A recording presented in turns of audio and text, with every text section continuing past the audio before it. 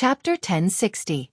Old Elsa's personal attendants and bodyguards were still there, but they had been knocked unconscious by the continuous impacts. But what about the blood donors? They were all gone. Wang Yong could not help but think. Could it be that the cloud of smoke that swept out had already brought all of these people out? But there were a total of 9 people. They were distributed in every bedroom. It wasn't just the balcony, the ones by the window, but there were also those close to the inside of the room. There were even those right next to Wang Yong. Actually, Wang Yong was able to guess the general logic behind this. Luo Nan had placed them into the chaotic space-time domain, taking advantage of this opportunity to quietly move the blood donors away. He was even able to guess that the chaotic space-time domain that had enveloped them just now was a double-layered sack. One layer contained them, and the other layer was used to save people. This was the train of thought, but what about the details? These devilish details that seriously defied experience and common sense were enough to make one's scalp swell and blood rush to the top just by thinking a bit deeper. Wang Yong was struck by the rush of blood energy. He watched as the cloud of water vapor melted into the low-hanging clouds outside, and he was unable to restrain his emotions for a time. He took advantage of the fact that he could still vaguely grasp the traces of energy and information flowing past. He took a step, past 2GE's side, and charged toward the balcony. His actions at this time were no longer the thoughts of a bodyguard. Instead, they were the most instinctive reactions of an extraordinary whose dignity had been violated. His body had yet to arrive, but his fierce blood energy was already like a heavy hammer.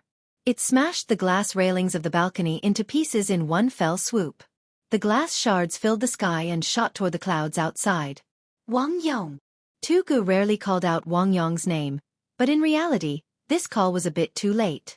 Before the mechanical waves that pushed through the air could completely enter Wang Yong's ears, the glass shards that had shot out suffered a heavy blow from a certain force. A considerable portion of them were simply unable to withstand the enormous pincer attack from opposite directions. They simply turned into fine powder. But in the end, there were still some, perhaps due to problems with the point of force and angle of attack, that were preserved. They hissed as they shot back. Wang Yong actually did not dare to take them head-on. His mind was shaken, and his figure continuously slanted to the side a few times to avoid these dangerous shards. However, he could not avoid a sudden drop in speed. And in this gap of charging and sluggishness, there was actually someone who was a step ahead of him and appeared on the balcony without a sound or aura. Wang Yong's forward momentum had not ended, but the man's toes were on the edge of the balcony, and he stood exceptionally steadily. The distance between the two of them shrank rapidly, and in the end, their faces were almost touching. At such a dangerous distance, neither of them had the magnanimity and willpower to entrust their lives to each other. Both sides suddenly attacked. In the blink of an eye, fists, palms, fingers, elbows, shoulders, and all the other parts that could be used were continuously slashing and colliding like a storm. At that moment, 2GE's voice finally reached them, but it was shattered by the ear-piercing sound of metal colliding. Stop! 2GE's second roar exploded. This time, he had already used the sound kill skill. It was rare that he was so precise that he gave both sides a chance to stop fighting. The metal wind abruptly disappeared, and his chi and blood hummed quietly. Wang Yong took 2 steps back and returned to the bedroom. As for the one on the balcony, his toes were still touching the ground, and his back was against the sea, firmly standing in the same place. Her hair was short and neat, and her face was exquisite and bright. She was the chief master of the Eye of Secret Deeds, Lady Wan Luhua. Wang Yong stared at him with a sharp gaze, but he had already regained his composure. This was because at the same time, he could sense that Blood Demon's scorching and irascible aura wasn't far from here. Instead, it was the mental side that suddenly distanced themselves. It wasn't that they were afraid of anything. On the contrary, they were clearly bursting with curiosity. They were no longer concealing themselves.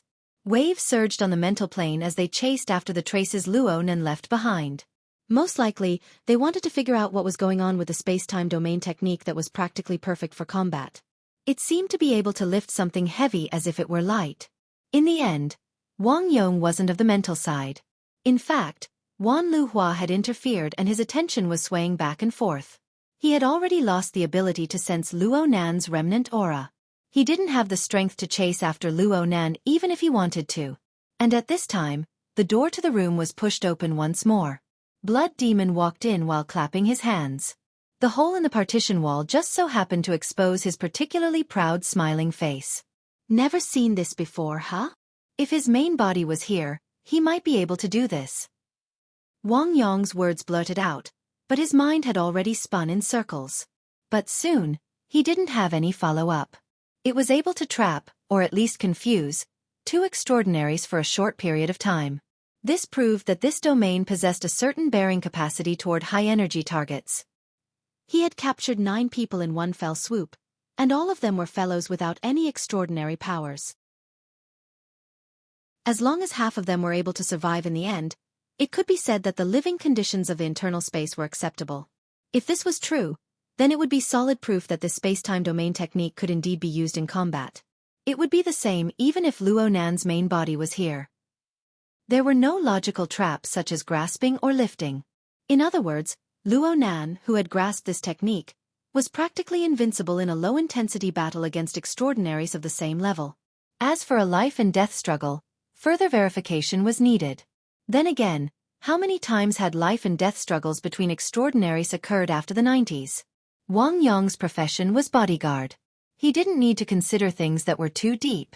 But even if he used just a tiny bit of his idle brainpower to consider, he could predict the wails coming from the administrator's camp. Someone really did scream. What the hell? Who did I provoke? Black Lion's fat and sturdy body squeezed through the door. He just happened to arrive behind Blood Demon. He raised his palm and smacked Blood Demon's shoulder.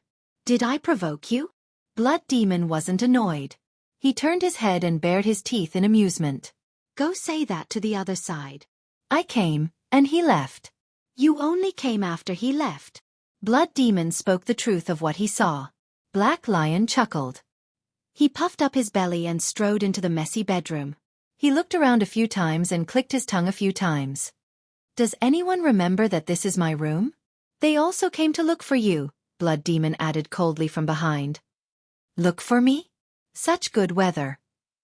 Black Lion spoke carelessly. He looked at the dark clouds outside the window. His tone changed. I'm saying that with such special weather and everyone having nothing to do, we should at least go to the open-air deck and drink afternoon tea together. What's the point of messing around here? Blood Demon put his hands in his pockets and nodded. As long as it doesn't rain, your suggestion isn't bad. Whether it rains or not, isn't it a matter of a word from that person? But it's not a matter of a word here, right? It won't take too much. Black Lion strolled slowly to the head of the bed.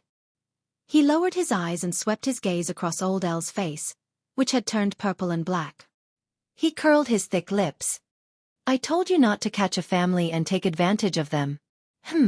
This doesn't seem to be the point. I mean, since it's already like this, why should we continue messing around for him? Tugu heard this and turned his head to look. Black Lion smiled at him. With this smile, he flicked his finger. With a muffled sound, a rotten watermelon exploded on the bed. Red juice and white flesh splattered everywhere. Done. If only I had done this earlier. The room was quiet for a moment, which made Black Lion's voice even louder. It's upstairs, the poolside bar. It's relaxing and pleasing to the eye. There's enough coffee, drinks, and refreshments. My treat. Chapter 1061. Chapter 579. Afternoon Tea, Part 2. In the end, Black Lion's slogan was just a slogan. It was said to be both relaxing and pleasing to the eye. The current atmosphere was not something that could be easily relaxed just by changing the location of the meeting to the pool deck. As for pleasing to the eye, the gunshots and explosions in the high-class suites area had long since scared the nearby upper-class people and all sorts of people. Coupled with the dark clouds that suddenly pressed down, it was definitely not suitable for outdoor activities. Right now, one could see that the poolside was completely empty. The usual scenery could not be seen. Constance and Wan Luhua were outstanding beauties among the people who came one after the other, but no one dared to persuade them to change into swimsuits, right? So the reality was that everyone was sitting or standing on the pool deck.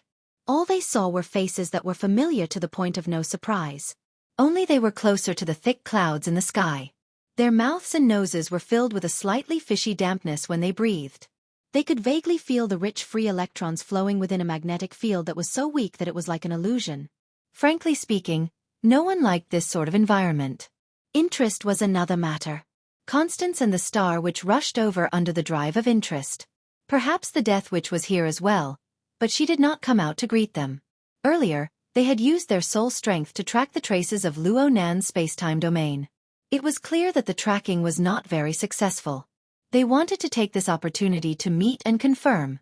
The problem was that Luo Nan did not immediately show himself.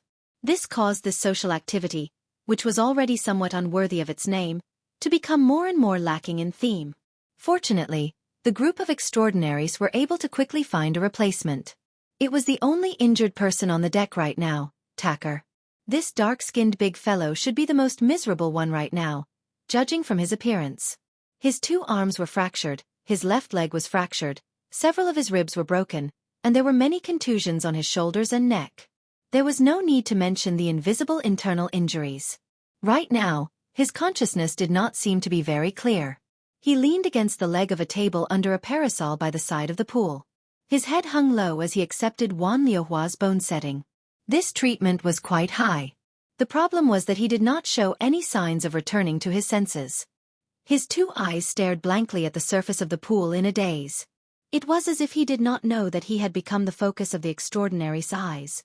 Every bolt of lightning that flashed past his body was particularly eye-catching. Especially Constance. This top-notch world spiritist's line of sight penetrated through the shadow of his hood. He accurately captured the details of the interaction between Tacker's body and his body, the interaction between matter and spirit, as well as the even more intricate structure built upon those details. The so-called framework was in fact not intuitive enough. Most of it was half speculation and half deduction. However, for an expert such as Constantine, he could still integrate the fragmented information into a relatively intuitive, foreseeable result, and apply the result to a specific situation for further deduction. In the end, Constance no longer looked at Tacker. In her mind, there was only the perimeter, the conversion of electromagnetism, and the collision of the virtual and the real. Whether it was in the material plane or the spiritual sea, it formed its own system. They were all solemn and orderly, and their formation was strict. If this piece of Dharma was replaced with the abyssal region and made a deduction, there would be a heavenly lightning spear that was forged from the depths of the abyssal region. In the blink of an eye, it took shape and flew down.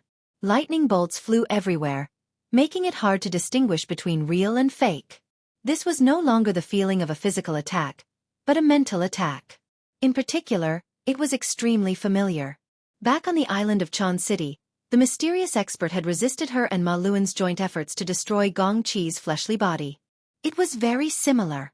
There is only one truth. It was hard to say whether it was mocking or joking words that flowed out from the hood. Does it look like it? Blood Demon suddenly popped out from the side. Did you also notice the card that was just played? Old Man Mi Chi's drawing materials and Luo Nan's handwriting. When combined together, it definitely looks like it. Constance frowned under the hood. It was clear that Blood Demon didn't want her to study it too thoroughly. He interjected and forcefully changed the topic. If Blood Demon was truly shameless, there really weren't many in the world who could do anything to him. I was just thinking that this year's new cards would be fine if they weren't played, but they would be played in 2 sets. One is a limited edition, and the other is a replica commemorative edition. The former needs the most recent ranking, while the latter doesn't change the current ranking. It serves as a commemoration of the previous era. There weren't many people present who were interested in Blood Demon's idea. Wang Yong, who was the person involved, was still brooding over the results and process. He recalled the details and asked from afar, "That toy can emit a power similar to the main body? Is it a transfer, a projection, or an imitation?" Blood Demon went, "Ah." He didn't respond for a time, but there was no need for him to respond. Only half a second passed before the people at the poolside bar sensed something at practically the same time. There were clear warped ripples on the mental and material interference level that they could reach. From nothingness, an additional domain rolled out from the originally smooth structure of the void. It was like a flower that bloomed in an instant and then quickly withered. However, the space that temporarily expanded and bloomed was enough to spit out the group of people, allowing them to return to this normal world. No one died? The distance was a bit far. But it didn't matter. Aside from old Els, whose head had already been blown off, None of the extraordinaries present were particularly interested in these unlucky experimental subjects. Even if they had some extra purpose, they had to give face to the young and vigorous Mr. Luo. It wasn't good to immediately brush aside the young and vigorous Mr. Luo's face. More importantly, these people were sent several hundred meters away. The core energy belonging to Luo Nan appeared in the clouds above the poolside bar. Everyone shifted their gazes at the same time by chance. They saw a cloud rich in water vapor. It was as if it was being pulled down by a powerful sea breeze. Then it was blown away and took form.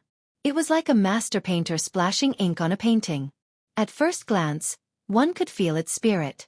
It was none other than Luo Nan. However, this sort of shaping technique presented a flying energy that broke free from the bindings of concreteness.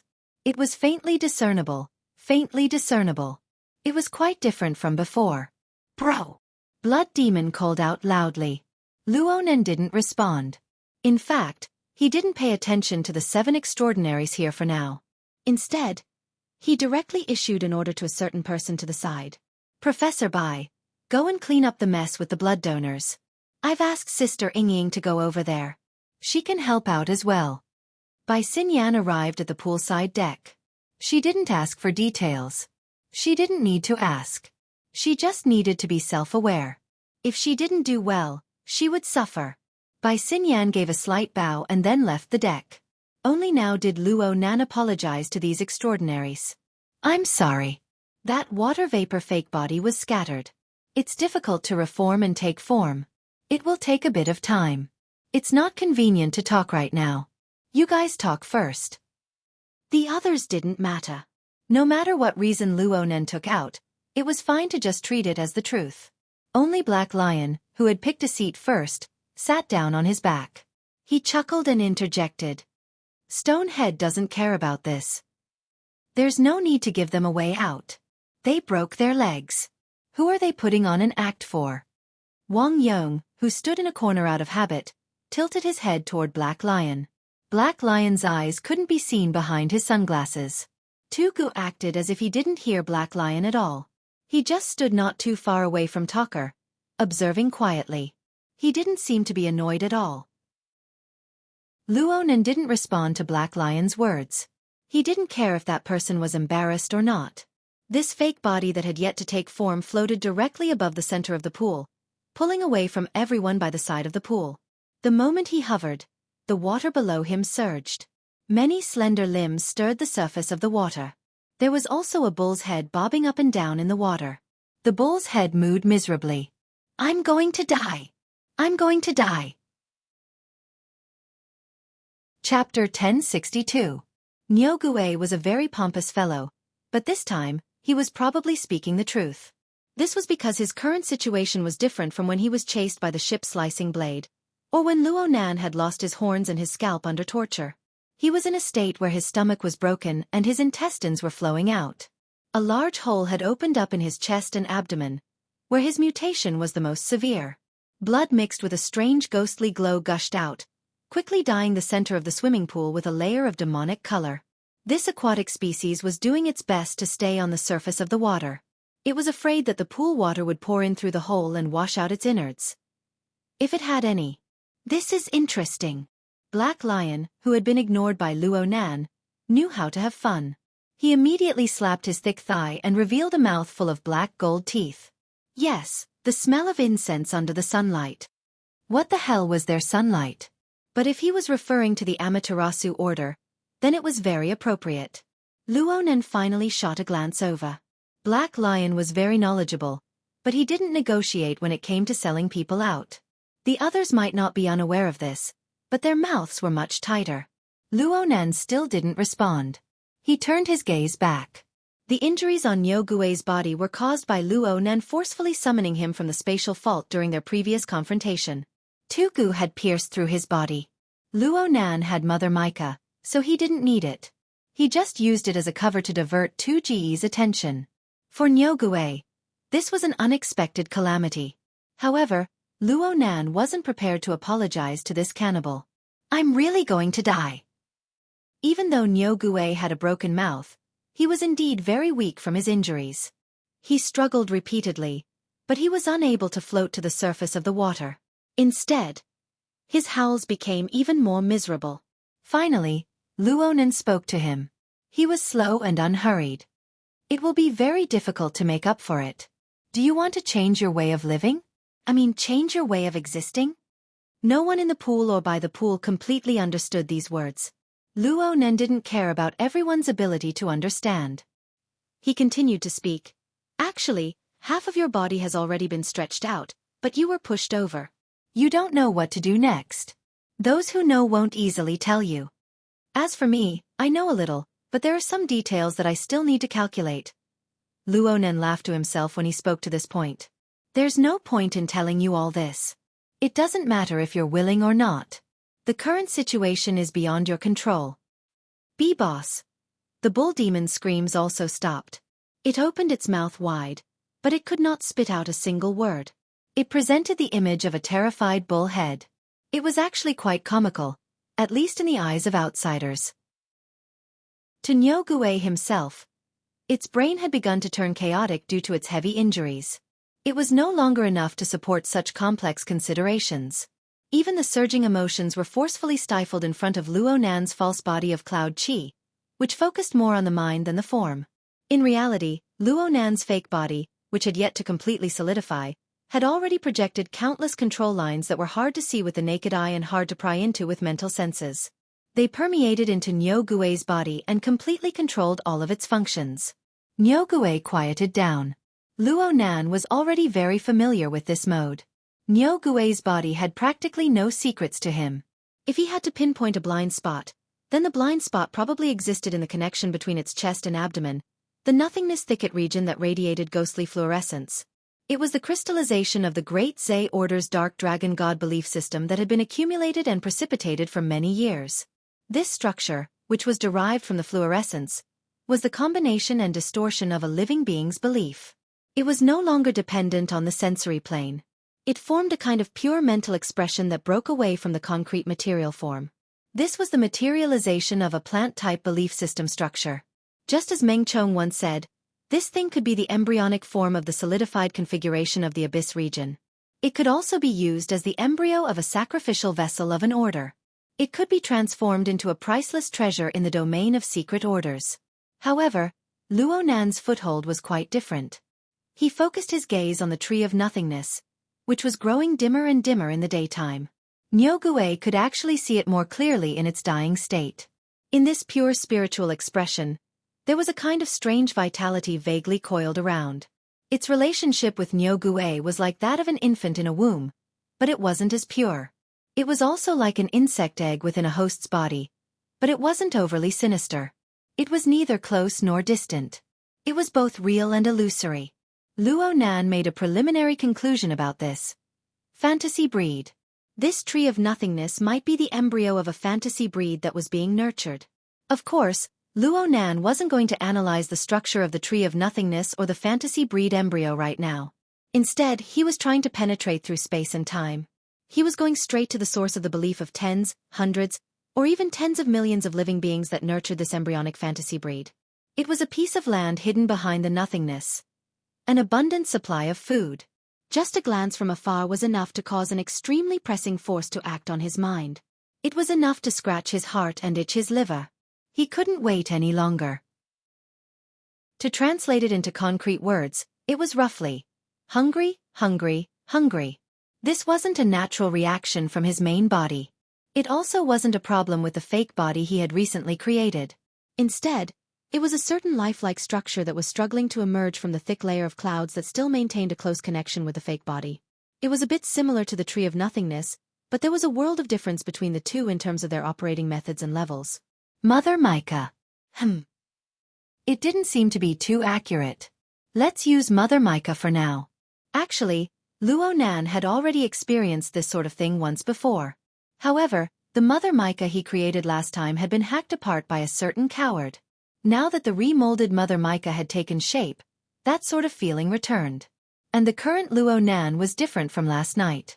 Not long ago, he had just engaged in a short and high-level confrontation with two extraordinaries. The secret space-time technique he used proved its value in actual combat. The price was the collapse of the fake water vapor body, as well as the clearly lengthened reconstruction period. The fake water vapor body was affected by the high degree of fusion between the structure of the soul cloak and the mother mica. The characteristics of the mother mica had seeped more and more into the mother mica's body.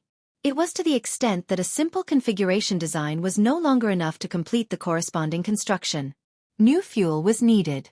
Luo Nan was hungrier than ever before. Therefore, he threw everything else aside and first dealt with Niu Gui's matter. It wasn't because Niu Gui's life was in danger. It was because Luo Nan was here that he could smell the fragrance of food. In a certain sense, this was progress. This was because Luo Nan had already extended a second end from the foundation of the mother mica's basic life structure. He had unearthed a driving force that could autonomously maintain this life structure. The apex. Chapter 1063. What is he talking about? Blood Demon rubbed his chin as he pondered. Actually, Luo Nan really didn't say much. He should have asked what Blood Demon was doing. Before Blood Demon could adjust his thoughts, the scene in the swimming pool made the extraordinaries beside the pool raise their eyebrows. They blinked, they looked pensive, and some simply sneered. Luo Nan didn't seem to make any obvious movements, but the ox demon, which had been struggling in the pool, went completely rigid. Its body began to expand at a visible rate, and then it began to wither. During this period of time, whether it was the head, the body or the limbs, they all let out crisp crackling sounds. At first, it sounded a bit like the twisting of joints, but then it connected densely together. It was simply like a firecracker had been lit within the ox demon's body. In addition to its expanding and contracting form, it wouldn't be strange at all if the ox demon were to explode into mincemeat in the next moment. The perspective of a normal person was roughly like this, but a group of extraordinaries certainly wouldn't be this shallow. They could more or less feel the stability and regularity of this seemingly bizarre and intense transformation from beginning to end. It looks like this Mr. Luo has done quite a bit of research on secret orders. Black Lion, who had been ignored twice in a row, was still laughing merrily as he half reclined in his chair. He rubbed his round belly that was mostly exposed, actively participating in topics related to Luo Nan. Some people ignored him, but others were willing to talk. Star Shaman's thin lips trembled as he replied with a smile. It's the reverse output of life force. That ox demon no longer has any value in healing. Rather than tormenting itself with repairs, it's better to preserve something more valuable. However, the mental expression of the power of faith and incense interchanges with the energy of the living body. The efficiency is actually quite good. Constance muttered, the switching structure is truly beautiful. The three who were on the mental side were certainly able to see in much more detail than those who were on the fleshly side. Therefore, Blood Demon and the others didn't want to display their slight skill in front of an expert. They just spoke, having a deeper meaning of chatting. Is it really good to leave him hanging here? Yes, I feel that this child talker is quite pitiful. Blood Demon didn't have the slightest self-awareness of being the instigator of all this. Or perhaps, he was more interested in Talker's current state. It's too far ahead, so I don't know what's going on. Say, with my friendship with him, it shouldn't be a problem to ask a few more questions. Hey, you've been doing this for so long, and you still haven't found out anything? Wan Lu Hua simply replied, this is not my style. Connections. In this world, who dares to boast that they have a way and can go all the way? Blood Demon sneered. Sister Lu Hua, you can't be fooled by that old man. This time, Wan Lu Hua couldn't even be bothered to look at him. It was also at this moment that Talker, who had been silent for a long time under her hand, suddenly shuddered. His eyes widened as he let out a gurgling sound. The flashing electric sparks on his body flickered even more frequently and clashed with each other. The deeper layers of the magnetic field also entered a state of chaos. This was no longer a simple bone and joint problem. Lightning flashed in Wan Liuhua's pupils. There were many details that were incompatible with her, but if she were to control it conservatively and simply control the chaotic qi dynamic. Don't. Just as Wan Luhua was about to do so, Talker hissed and stopped her. In his widened eyes, his capillaries and ambitions were wildly expanding. Although he was previously seriously injured and looked miserable, his body's condition and level had always been improving. The level of electromagnetic power circulation had already risen to a level that he didn't even dare to imagine. Otherwise, how could he have attracted the attention of so many transcendents? Therefore, Talker had always been quietly learning, experiencing, and memorizing this feeling. He was also trying to make the circulation mode of this power truly imprint itself into his bones. If he were to change it rashly, this opportunity might immediately collapse. No matter what, he couldn't let this opportunity slip through his fingers. He panted heavily and did his best to enunciate his words to express his attitude. My opportunity has arrived. The problem was that the others had a different opinion. Wan Luhua frowned and immediately shook her head. It's just an illusion. I can do it. Talker was in an extremely excited state. Even if the person in front of him was the authority of the transcendence who cultivated in the fleshly side, as well as a great teacher who taught and taught, he couldn't care less. I can definitely. Before he could finish speaking, a voice like a cold wind flowed by his ear. This isn't called an opportunity. The source of the voice was Luo Nan. That person was still above the center of the pool. He was just slightly distracted. He turned his head and made a conclusion. You can't digest it. Talker was stuck with the appearance of the main character. There was no doubt that he didn't have the confidence to refute this young man who had casually given him the opportunity to climb to the peak. But Talker really wasn't willing to easily give up on such a rare opportunity. His mouth trembled for a long time before he forced himself to speak. Give me a chance. Uncle Luo, I want to try. At a time like this, calling him Uncle Luo was really smooth. Luo Nan's reaction didn't change at all. In fact, he was just temporarily distracted. Right now, most of his mental energy was still focused on the ingredients. Yes, on Nyo Gui. Luo Nan had even condensed water vapor to attempt a deeper segmentation foundation. He borrowed the achievements of the School of Fantasy to design a more suitable process for Nyo Gui's current transformation process. He wanted to see if he could truly turn Nyo Gui onto the path of a fantasy breed. This could be considered another verification of the structure of the mica. This was a very important matter. It was related to Luo Nan's main design for a period of time in the future. It was one of the most crucial links to complete the whimsical plan of a new plane simulation. However, Talker's weight wasn't low. In terms of practicality, Talker was even stronger. Of course, Talker's stubborn, greedy, and foolish choice didn't benefit anyone. Luo Nan decided to temporarily stop Nyo Gui's transformation and design work to let Talker sober up a bit. So he crooked his finger at Talker. Talker was stunned. He clearly didn't react. Luo Nan didn't expect him to understand either. Talker, who was about to speak and plead again, suddenly went into a daze in the next second. Then he reached back to touch his throat, completely forgetting the fact that his arm was broken. The pain and the effects of his loss of function caused his arm to freeze midway as he lifted it. However, there was an eye-catching bulge in his throat. There was a clear foreign object wriggling upwards, squeezing into his mouth from his throat. Then it opened up his mouth and swelled out. It was a lump of bright red wriggling flesh. It looked like a creature that had been skinned and dripping with blood. It wasn't just his throat and his mouth. Even the pores on Talker's upper arms and chest seeped out blood-red strands. They wriggled into lines and floated up. They seemed to have a magnetic effect as they blended together with the lump of flesh that had just protruded out of his mouth. They swirled and took shape.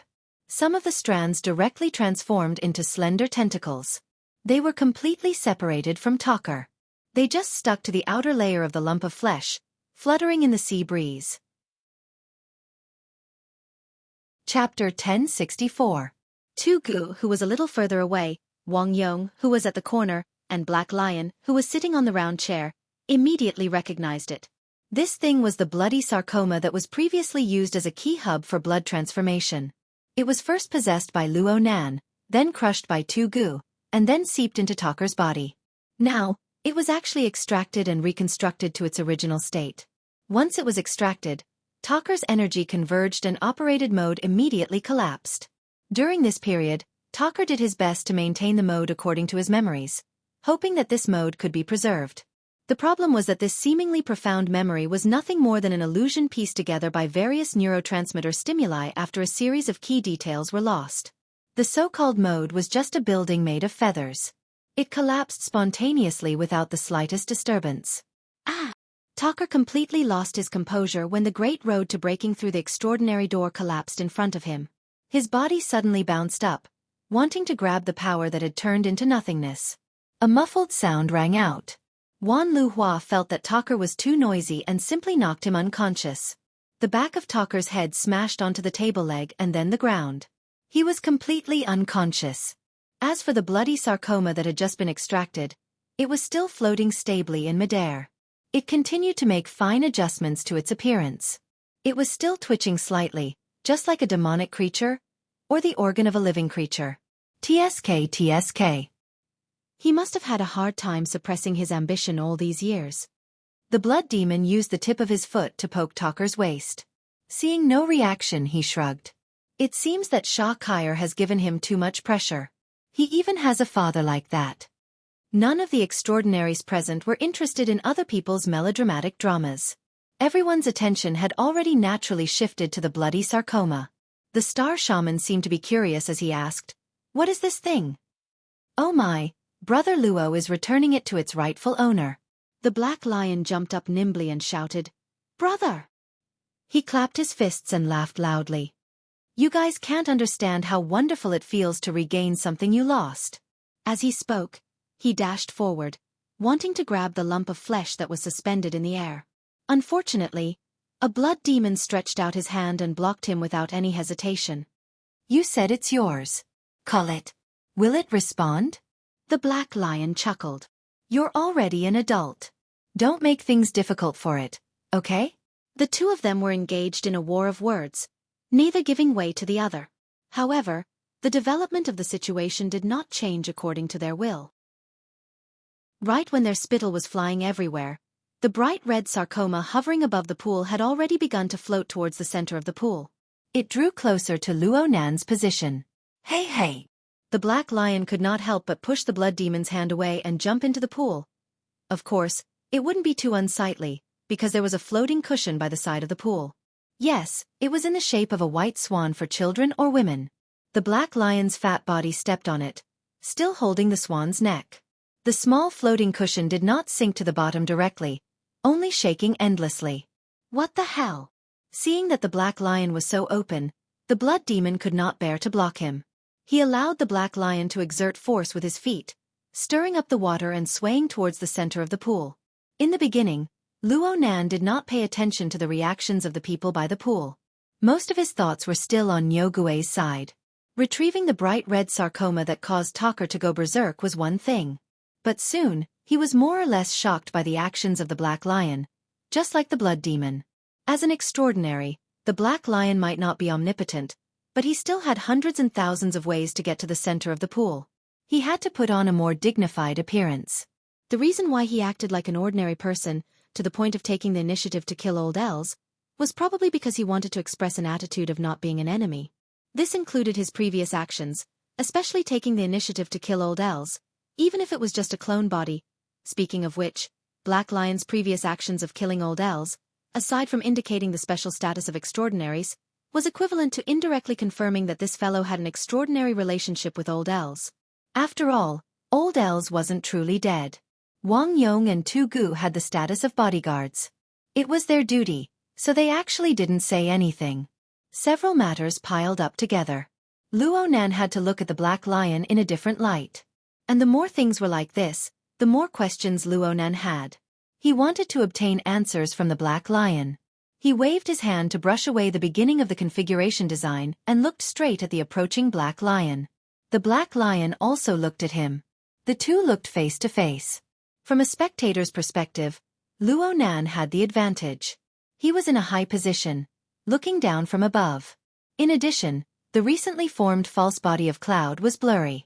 It was hard to grasp the details of Luo Nan's gaze. The uncertainties were even higher. Luo Nan himself didn't care who was higher or lower. He just wanted to obtain useful information. The bright red sarcoma arrived a step earlier than the black lion. Luo Nan extended his hand, and the dangling tentacles seemed to have a mind of their own. They wrapped around his half-incorporeal arm. The tentacles maintained a pulsating frequency, and they interacted frequently with Luo Nan's false body of cloud. It was as if the tentacles could absorb nutrients from within, or perhaps they could take the things stored inside and seep them into the cloud. The black lion raised his head to look over. He didn't conceal his feelings of envy at all. He shouted from afar, "Brother Luo, how did you come up with these tricks?" At nearly the same time, Luonan asked him, "When you got this thing, didn't you have an instruction manual over there?" The black lion grinned, revealing a mouth full of sharp black and gold teeth. They seemed to flash with light under the dark clouds. "What do you think?" "Which side?" Luonan gave him a glance and shook his head slightly. He wasn't too satisfied with this habitual craftiness. If what followed was this sort of cloudy conversation, then it would be better to seize the moment and settle the matter of Nyogue. Yes, he reflected on himself for a moment. His explanation wasn't clear enough. Then Luonan pulled back his arm slightly, clasping the still pulsating bright red sarcoma. He extended it out, allowing it to be displayed more clearly before the black lion's eyes. "What I'm saying is that even though this reaction furnace is an insincere replica of the wreckage, in the entire Earth, there should only be that Li Wei who can produce something like this." Luonan spoke halfway when the gazes of the 7 extraordinaries around him focused on his body. There was a clear increase in temperature. Later on, a few of them even had gazes as scorching as fire, practically igniting his false body of cloud. The swimming pool sunk into a strange silence for a time. It was like a boiling solution in a sealed container. No one knew whether it would silently boil away in the end, or whether it would suddenly explode with a loud bang without warning. The black lion sunk into silence at first, maintaining a somewhat stiff smile. But his gaze was extremely lively. He didn't miss a single detail of the pulsating bright red sarcoma in Luonan's palm. Nearly 10 seconds passed. Just as someone was about to lose control and speak up for him, the black lion ground his mouth full of golden teeth. He injected a nearly malevolent liveliness into his stiff smiling face. He probably thinks that a headless fly that can't even see the road clearly won't be able to understand the instruction manual. Chapter 1065. A Headless Fly.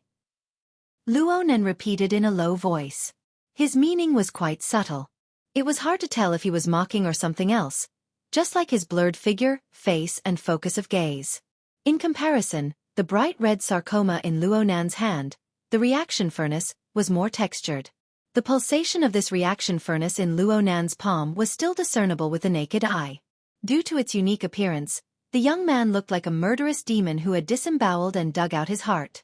However, its frequency remained relatively stable, emitting a unique vitality. Luonan knew that Li Wei had already sent this replica to the entire world to collect the special compound spores produced by infected mutants. But Luonan was still a bit surprised to see this from the jade light. Moreover, Black Lion had openly used it and even changed its use. So he gave a new evaluation. A headless fly. Mr. Black Lion is too modest. At the very least, not everyone can change the use of the mutant parasite that Li Wei split inside. Black Lion's hands were still wrapped around the neck of the swan. His belly was bulging, making the swan's slender neck bend into a very difficult arc. This posture was very laughable. He did his best to maintain a smile, letting the atmosphere wander on the verge of breaking. "I've made a fool of myself in front of you, Brother Luo. I borrowed a ready-made mutant to graft.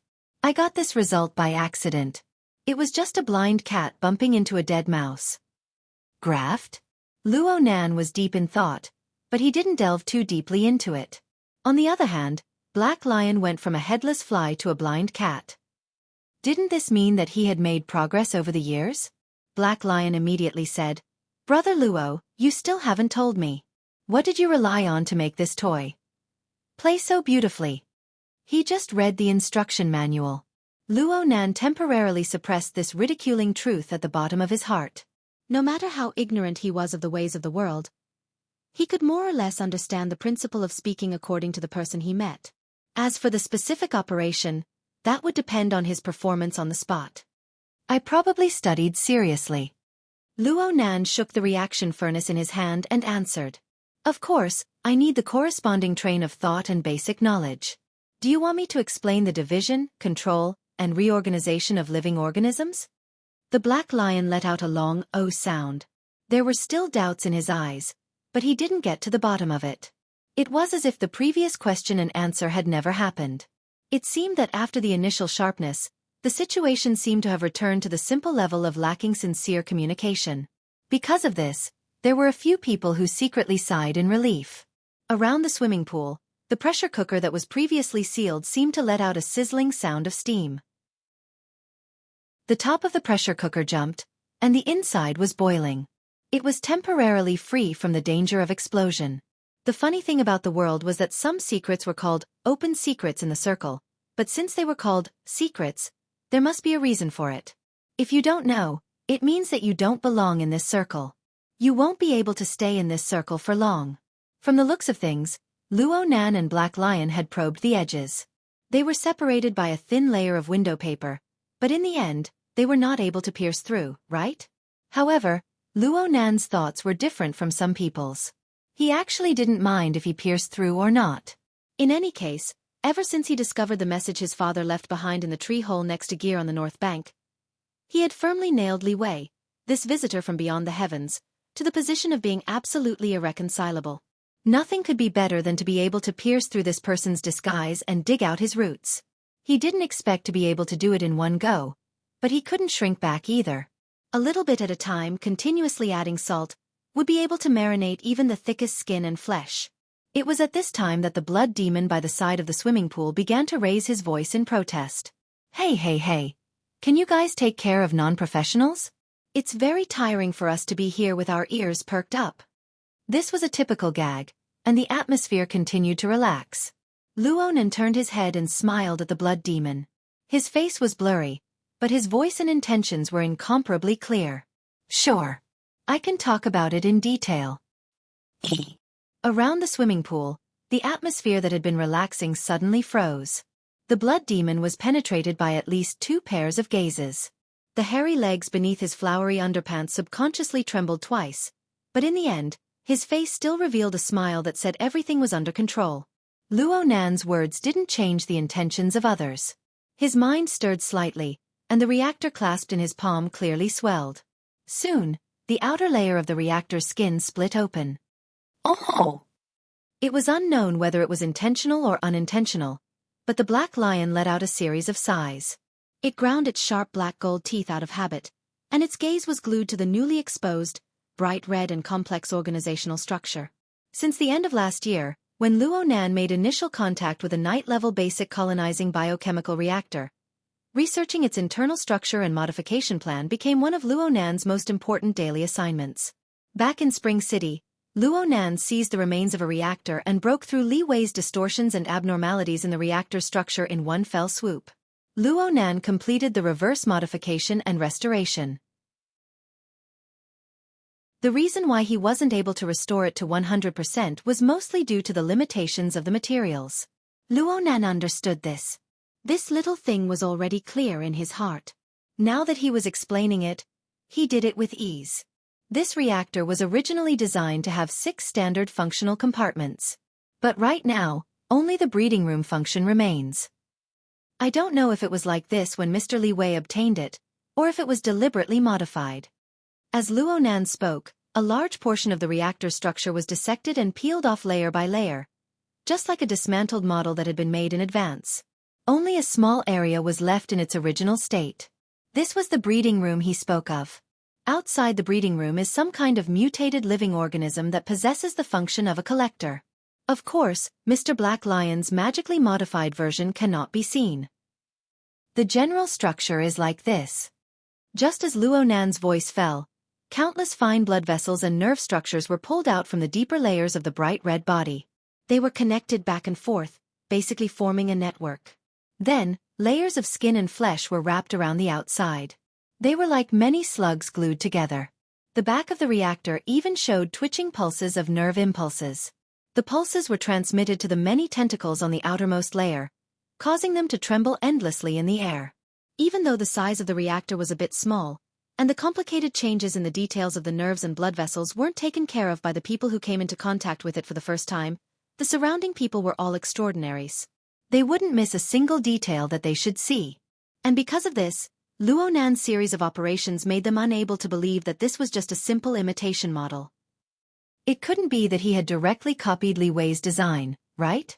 Yes, compared to the reactor itself, the 7 extraordinaries were mostly more interested in Luo Nan's method of disassembling, assembling, and even producing the tissue structure of a mutated living organism.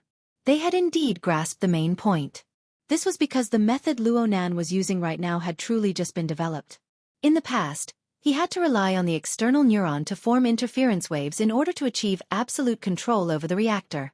What he was doing today was the result of pure handwork. Luo Nan was able to accomplish this not only because of his experience and understanding of the reactor's usage, but also because of the refinement of the theory of configuration and superconfiguration. He also used the mica structure to carry out deep dissociation, segmentation, and reorganization. Even in the heavenly Yuan Empire, this was the technical support of a heavenly ladder. And the level was likely to be quite high.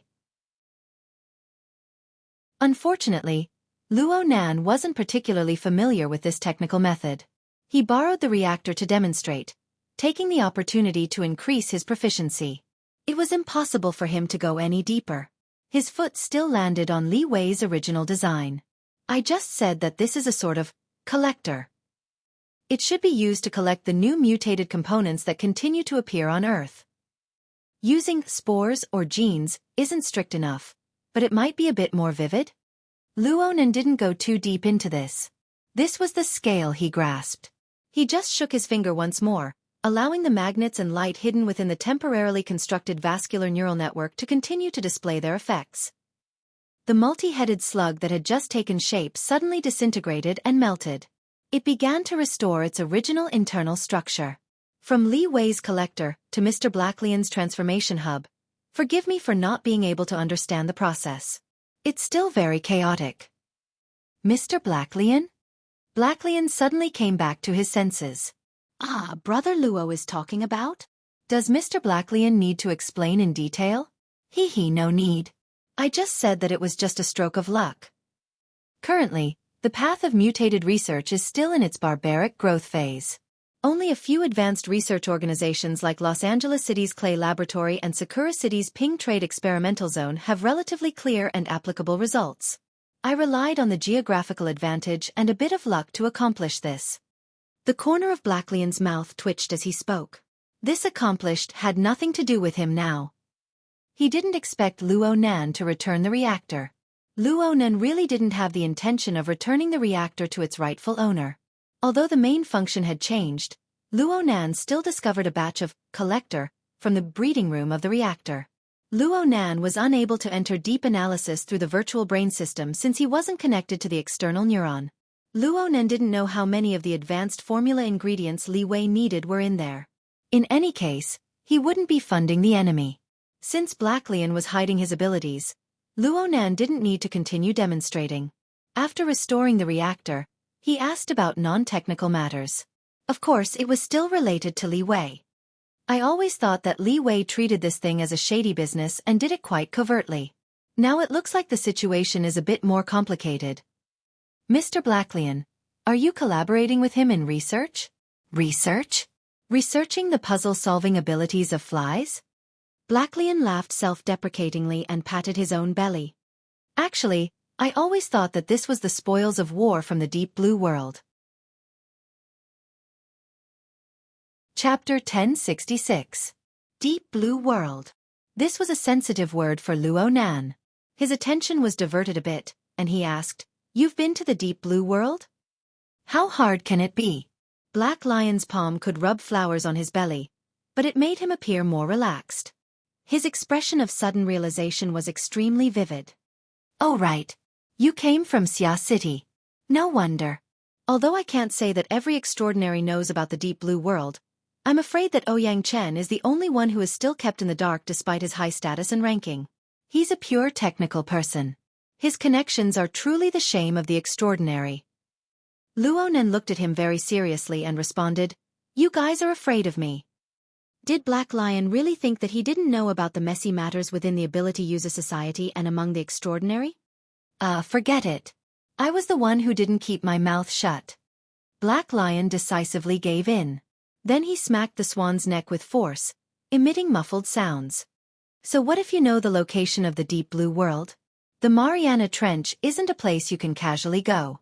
Brother, do you really think that as an extraordinary, you can ride this toy and dive 10,000 meters to the bottom of the sea? Not necessarily." Luo Nan responded simply, but he was deep in thought.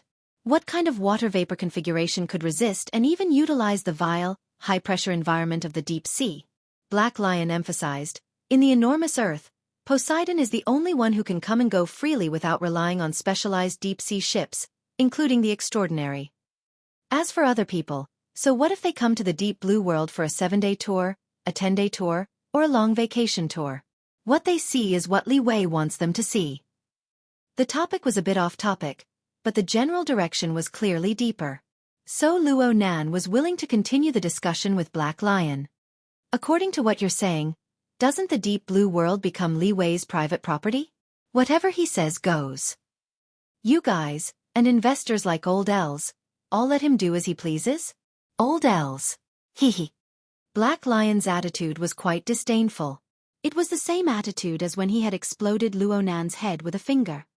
Old Els is nothing but a pitiful worm with his balls pinched. As time wears on, he has less and less strength to fight back. Oh. Otherwise, why do you think he would come to such a small trade fair? Li Wei didn't even need to say anything. It was just Wang Yu's promise that she would draw out the in-progress results of the Bloodline project in advance to help him extend his life. That's why he came over eagerly for the Distortion Technology Exchange Conference. In fact, those who are familiar with him know that Old Els has never been interested in distortion technology. He is happy to use it to earn money, but he would never want to bet his future on it.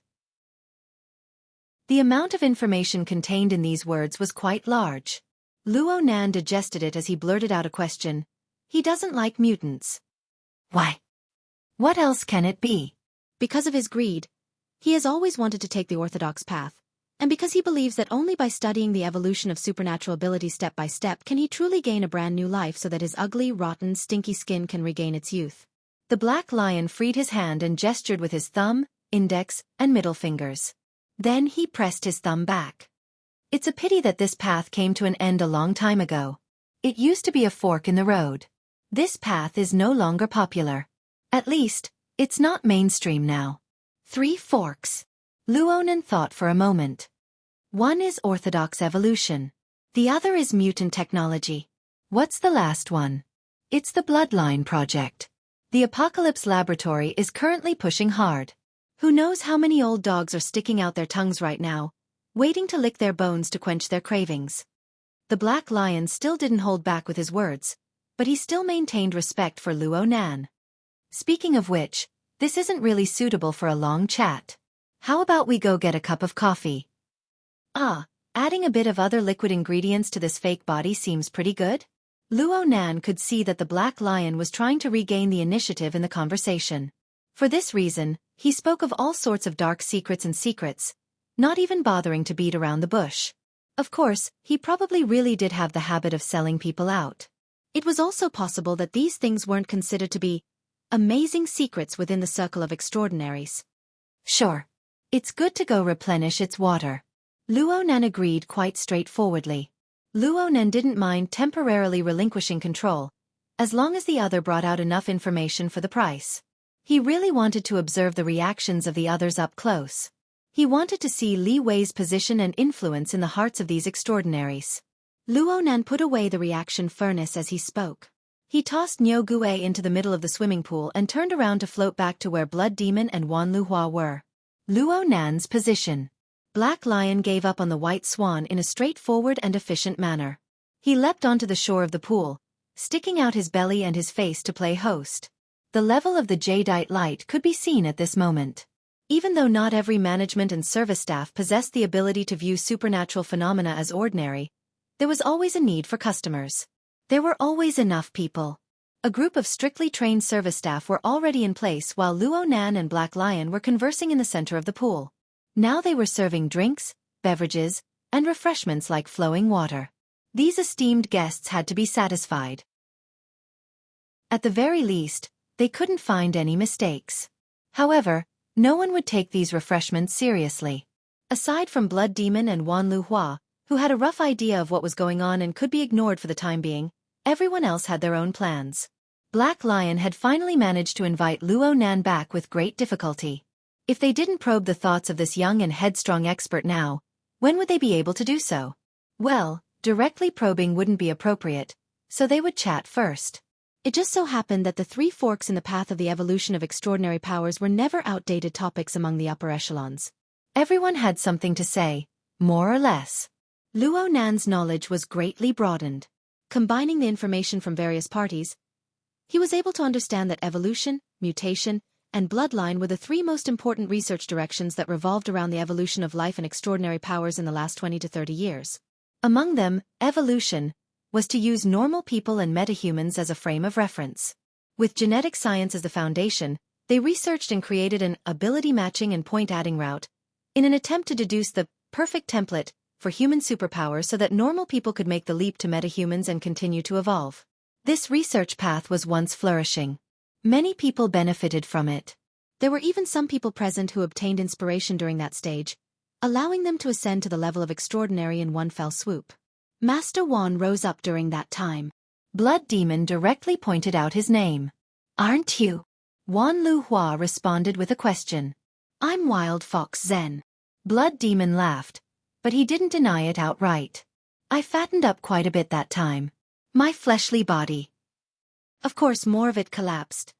Luonan listened to them talk about old times. He didn't interrupt. He listened with great interest. During this time, Luonan felt as if Wan Liuhua's gaze had shifted a bit more to his body. Chapter 1067. Most of the Transcendents present sighed when they talked about the old days of that era. According to them, the various powers of the inner world were mostly supporters of the research on the evolutionary route. They had invested a lot in it, but they had also profited greatly. However, in the mid to late 80s, this research route continuously ran into problems. It was said that the accumulation of genetic engineering was insufficient, and there were problems with the design of the key projects. Their actions were also too radical, which led to many serious accidents. It even led to the loss of a few transcendent seeds with great prospects. This caused the relevant research organizations to suffer greatly, and the investors gradually became more conservative. As for the inner world, there were even serious conflicts because of this. The gratitude and grudges within were difficult to describe in detail. The evolutionary route fell into a stagnation period, and there were some setbacks. This was actually a very normal thing in the process of scientific research. The problem was that at that stage, a powerful substitute had appeared. The archetype format. Once the archetype format theory came out, Deep Blue was established and outshone the others in the relevant fields. Capital and resources tended to be concentrated, and under this situation, the evolutionary route suffered the most painful blow. Project Deep Blue was indeed a monster with an enormous appetite. When the project first started, it practically swept away all the original research organizations and talents of the evolutionary route. Some of the research results were also used by Deep Blue, and it gradually turned into a path of human body strengthening and modification, which was the prerequisite for burners. If not for this, and they really had to start from scratch, it would have been very difficult for Project Deep Blue to produce such mature and complete results as burners and Deep Blue platform in a short 3 to 5 years. All this time, the inner world had the custom of saying no to modified humans, and there was a lot of rejection towards burners. Apart from the sense of superiority from self-awakening, the experience of being possessed was also one of the reasons. Of course, there was also the godly operation of saying that burners were not modified humans and swallowing the words that had been spat out. That was a matter of another level. Speaking of this, Black Lion was still trying to sell Old Els for a good price. Old Els hated this to no end. In the 70s and 80s, Old Els had always been an important investor in this field. Under his leadership when the LCRF was first established, he took out a lot of resources and invested them, but in the end, it almost went to waste. The fact that the Deep Blue project was able to receive $1 trillion investment when it was first established has nothing to do with the investor's vision. Instead, it's largely because the investors are seeking to prevent losses. The Blood Demon concluded simply, "It's like making a wedding dress for someone else." But now, aren't they still shouting how nice? Black Lion didn't respond to this topic. He just faced Luo Nan and said, "Forgive me for speaking bluntly. It doesn't matter if it's the archetype format or formatting theory. In that period of time, it could be said that standard conceptual design defeated basic research. Evolution is basically an extension of the original technical route. It seems stable, but in fact, there is still a lack of accumulation. Most of the time, I can't see any difference from the basic research of the past." The lack of surprises in the capital market was why the Deep Blue project had replaced it with a fresh and feasible archetype format theory. But up until now, not a single burner has been able to enter the domain of transcendence. The Tao is the pinnacle, and their accomplishments are locked. And that's because they haven't been able to explore the foundational level and make the most fundamental changes. Brother, if you can make formatting theory sink even further and come up with a feasible framework at the genetic level, it would be a great achievement. There was the smell of a serious discussion. Luo Nan didn't want to get involved in academic discussions, but he didn't want to stray too far from the topic. He gave a slight nod, accepting Black Lion's opinion.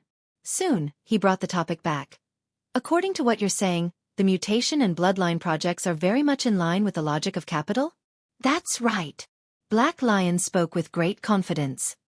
Look, the basic purpose of the aberration technology is to adapt and correct the irreversible effects of aberrations. As long as we're still surrounded by aberrations, as long as the aberration infection isn't eliminated, this research must continue. This is a necessity, and there's a huge market for it. As for the Bloodline project, it was personally led by Li Wei. It's the most mysterious and high-end project. There's even a saying that it's a reverse decryption route. It's a reference to some existing perfect template to extract golden stem cells. The surrounding airflow was a bit sluggish, but it was still within an acceptable range. Luo Nan laughed. Perfect template? What perfect template? Plus, does this have anything to do with templates? Luo Nan didn't continue to speak after a few mocking words.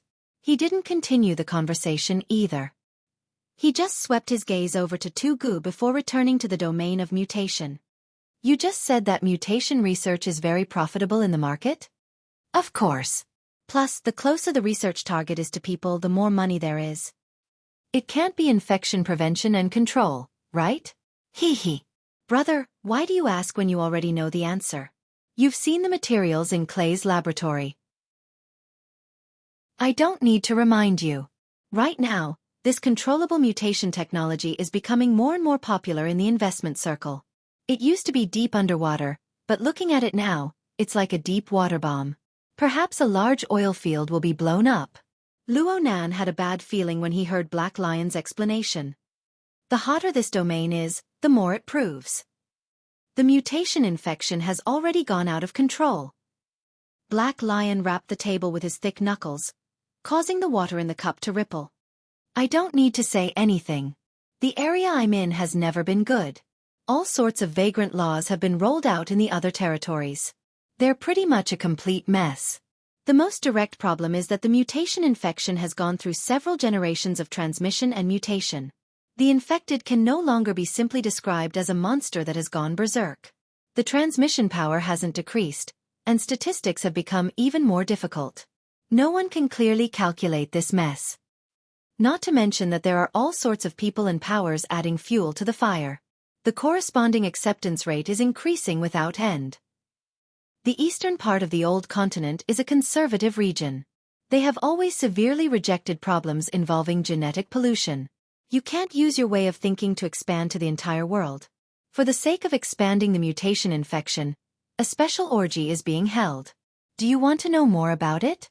In many cities of the new continent, if a young person hasn't participated in this sort of party, then they're considered to be behind the times. Also, let's not talk about anything else. There are quite a few mutation-infected people on this ship.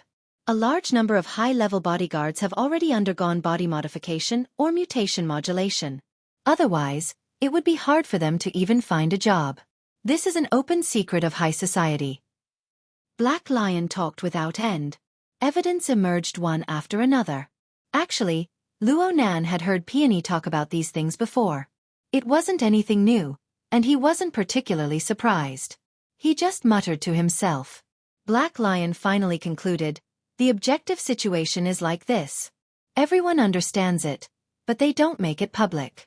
Everyone has their own plans. The problem is that the subjective thoughts displayed from this are the most crucial. In the minds of those who approve of this trend, the mutation can already be viewed as another kind of awakening. Before Black Lion could finish his summary, at least 3 extraordinaries in the surroundings let out cold snorts or sneers. Black Lion acted as if he didn't hear anything. He continued to add, it's not just those idiots who join in the fun and chase after fashion. In fact, this is becoming more and more like a new consensus in the capital circles, in a considerable portion of the ruling circles, and even in some circles of the inner world. Chapter 1068. Black Lion was eloquent with his words. He jumped to old airs in an instant when he spoke of distortion. The old man is stubborn on this point. You guys understand the mind of an old man.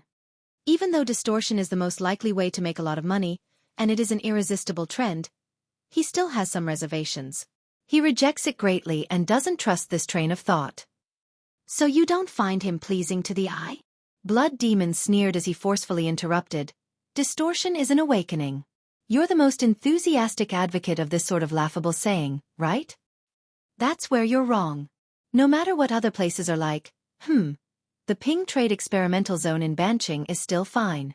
Black Africa, where I'm from, and the subcontinent of the Old Continent are all obvious living experiment sites. In the traditional research system, they have their own unique value. The problem is that the core technology will always be hard to grasp in our hands. Distortion technology is the same. If the trend is conservative and the status quo is maintained, it won't be too bad for us rentiers. But if the trend is radical and the experimental field loses its uniqueness, its value will be weakened, and there will be no production of technology.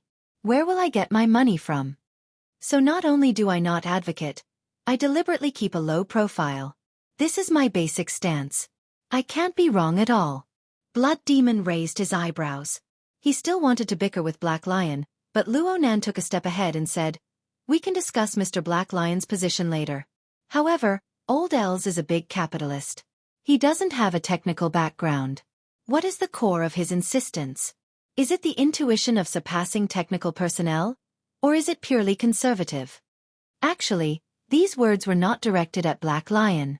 Instead, he looked at Tu Gu and Wang Yong. Those two certainly wouldn't answer. Luo Nan just wanted to see their reactions. Unfortunately, the poker faces behind the two sunglasses were emotionless faces. In the end, Black Lion took over the conversation. The old man really is conservative in thinking on this point. He has said more than once that distortion technology is too chaotic. It's hard to end things after a good start. Then I really have to look at him in a different light. Luo Nan followed up with a question, what's Li Wei's stance on distortion technology? He himself has never commented on the distortion technology in public. However, many of the newest gene editing technologies in the distortion laboratory are products of the Bloodline project. What do you think his stance is? Oh, understandable. Luo Nan laughed. If the mutated infection on Earth did not continue to spread, where would Li Wei get the ingredients for the advanced formula? Regardless of the attitude of the key personnel, it had to be admitted that what the Black Lion said was indeed the reality. But when it came out of his mouth, it tasted different. Before he could think it through, Black Lion's topic had already piqued the interest of the others. The extraordinaries present had all come from an era where the path of evolution had flourished and was soon to be severed. They had also spent half their lives competing against aberrations. They had the right to speak about the battle of paths and the changes in the situation. However, their perspective was not from an economic or social point of view. Instead, they were looking at something more direct and purer. As Constance said, evolutionary awakening or the so-called aberration awakening, to determine which is more correct in the end, we have to return to the most core argument. What triggered the era of distortion and allowed the ability users to step onto the stage of history? If it's the aberration itself, then there's no reason to resist it. But if it's another factor, then we need to carefully consider it. Blood Demon clenched his fist in front of Constance's hood. The strength of his palm and fingers clenched together actually stirred the air, emitting a buzzing, trembling sound. We still haven't found the X factor. However, I still don't believe that this kind of intense surging supernatural power, which I can use like a finger, is the creation of a patchwork of deranged genes. I'd rather set my sights on the abyssal region for the same reason. At the very least, my fleshly body can feel and use that place. Blood Demon cast his gaze at Wan Luhua as he spoke. She responded with a smile. In the initial stages of research, introducing large amounts of new variables will only cause more trouble. Wan Liuhua's answer was even simpler, but the new variables she spoke of were clearly referring to the aberration technology and the corresponding foreign genes. Her attitude was extremely clear. Comparatively speaking, Constance and the Star Shaman had a bit more uncertainty in their thinking, but this was limited to theoretical discussions. Luo Nan listened to their discussion and debate, and he soon came to a clear understanding. In this domain, the extraordinaries who already had a first-mover advantage took the conservative path of evolution. They used their own extraordinary talent to dig out their own potential. They were all on high alert toward the infiltration and influence of the mutated genes. Even the black lion, who benefited from the aberration technology, had a more pure and rational cultivation. However, although there were no transcendents present, there was still a portion of them who were particularly unrestrained. As for who they were, it was easy to tell. Basically, the existences in the sequence of cubes were more dangerous, especially those who were nomads in the wilderness. For example, Raby the clown who once fought the High Lord of Secret Contract was a typical mutant who was sometimes clear-headed. There was also Poseidon, who was the root of the mutants. Among them, Black Lion was considered a typical conservative. Luo Nan was gathering and digesting information, but some people felt that he had been silent for too long. The Star Shaman's debate had failed, so he suddenly turned to ask, "What do you think, Professor Luo?" Speaking of which, Professor Luo had almost single-handedly reversed the direction of psychic research. Shouldn't he be the one to take responsibility for this sort of problem? To the side, Blood Demon took a sip of his drink. "TSK. This orange juice is sour." Luo Nan blinked. Ha! Did he run into the grudges of the academic world? According to what the Star Shaman had said, reversing the direction of psychic research was most likely referring to the classical theoretical framework of 3 levels, 1 region, and 1 domain that was overthrown by the prison theory. This kind of theoretical system was certainly the conclusion of an authoritative master of the psychic side. With the ranking of psychic transcendence, it was possible that the Star Shaman and even the Death Shaman had contributed to this. This was normal. Frankly speaking, Luo Nan was considered an amateur when it came to aberration technology. But he had a unique advantage when compared to others. He had once stayed in the environment of the relay station, and the relay station was a typical environment in the light concealment star system that had suffered from the pollution of sin poison. Sin poison and aberration were fundamentally different. Aberration mainly came through the pollution of foreign genes. Sin poison came through more complex changes that might involve fundamental laws. It carried out a more comprehensive influence. But the external phenomena and effects of the two could be compared to each other. At the very least, they both affected the foundation of the existence of life. This was especially true when it came to racial evolution and cultivation.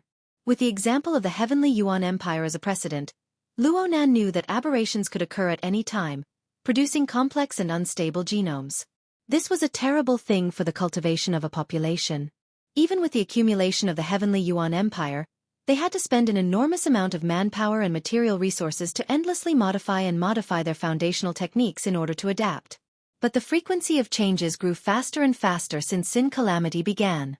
This was definitely not a good sign.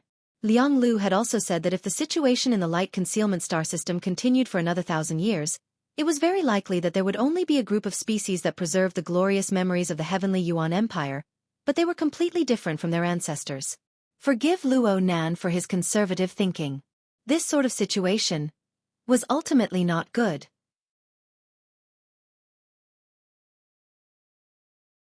Chapter 1069.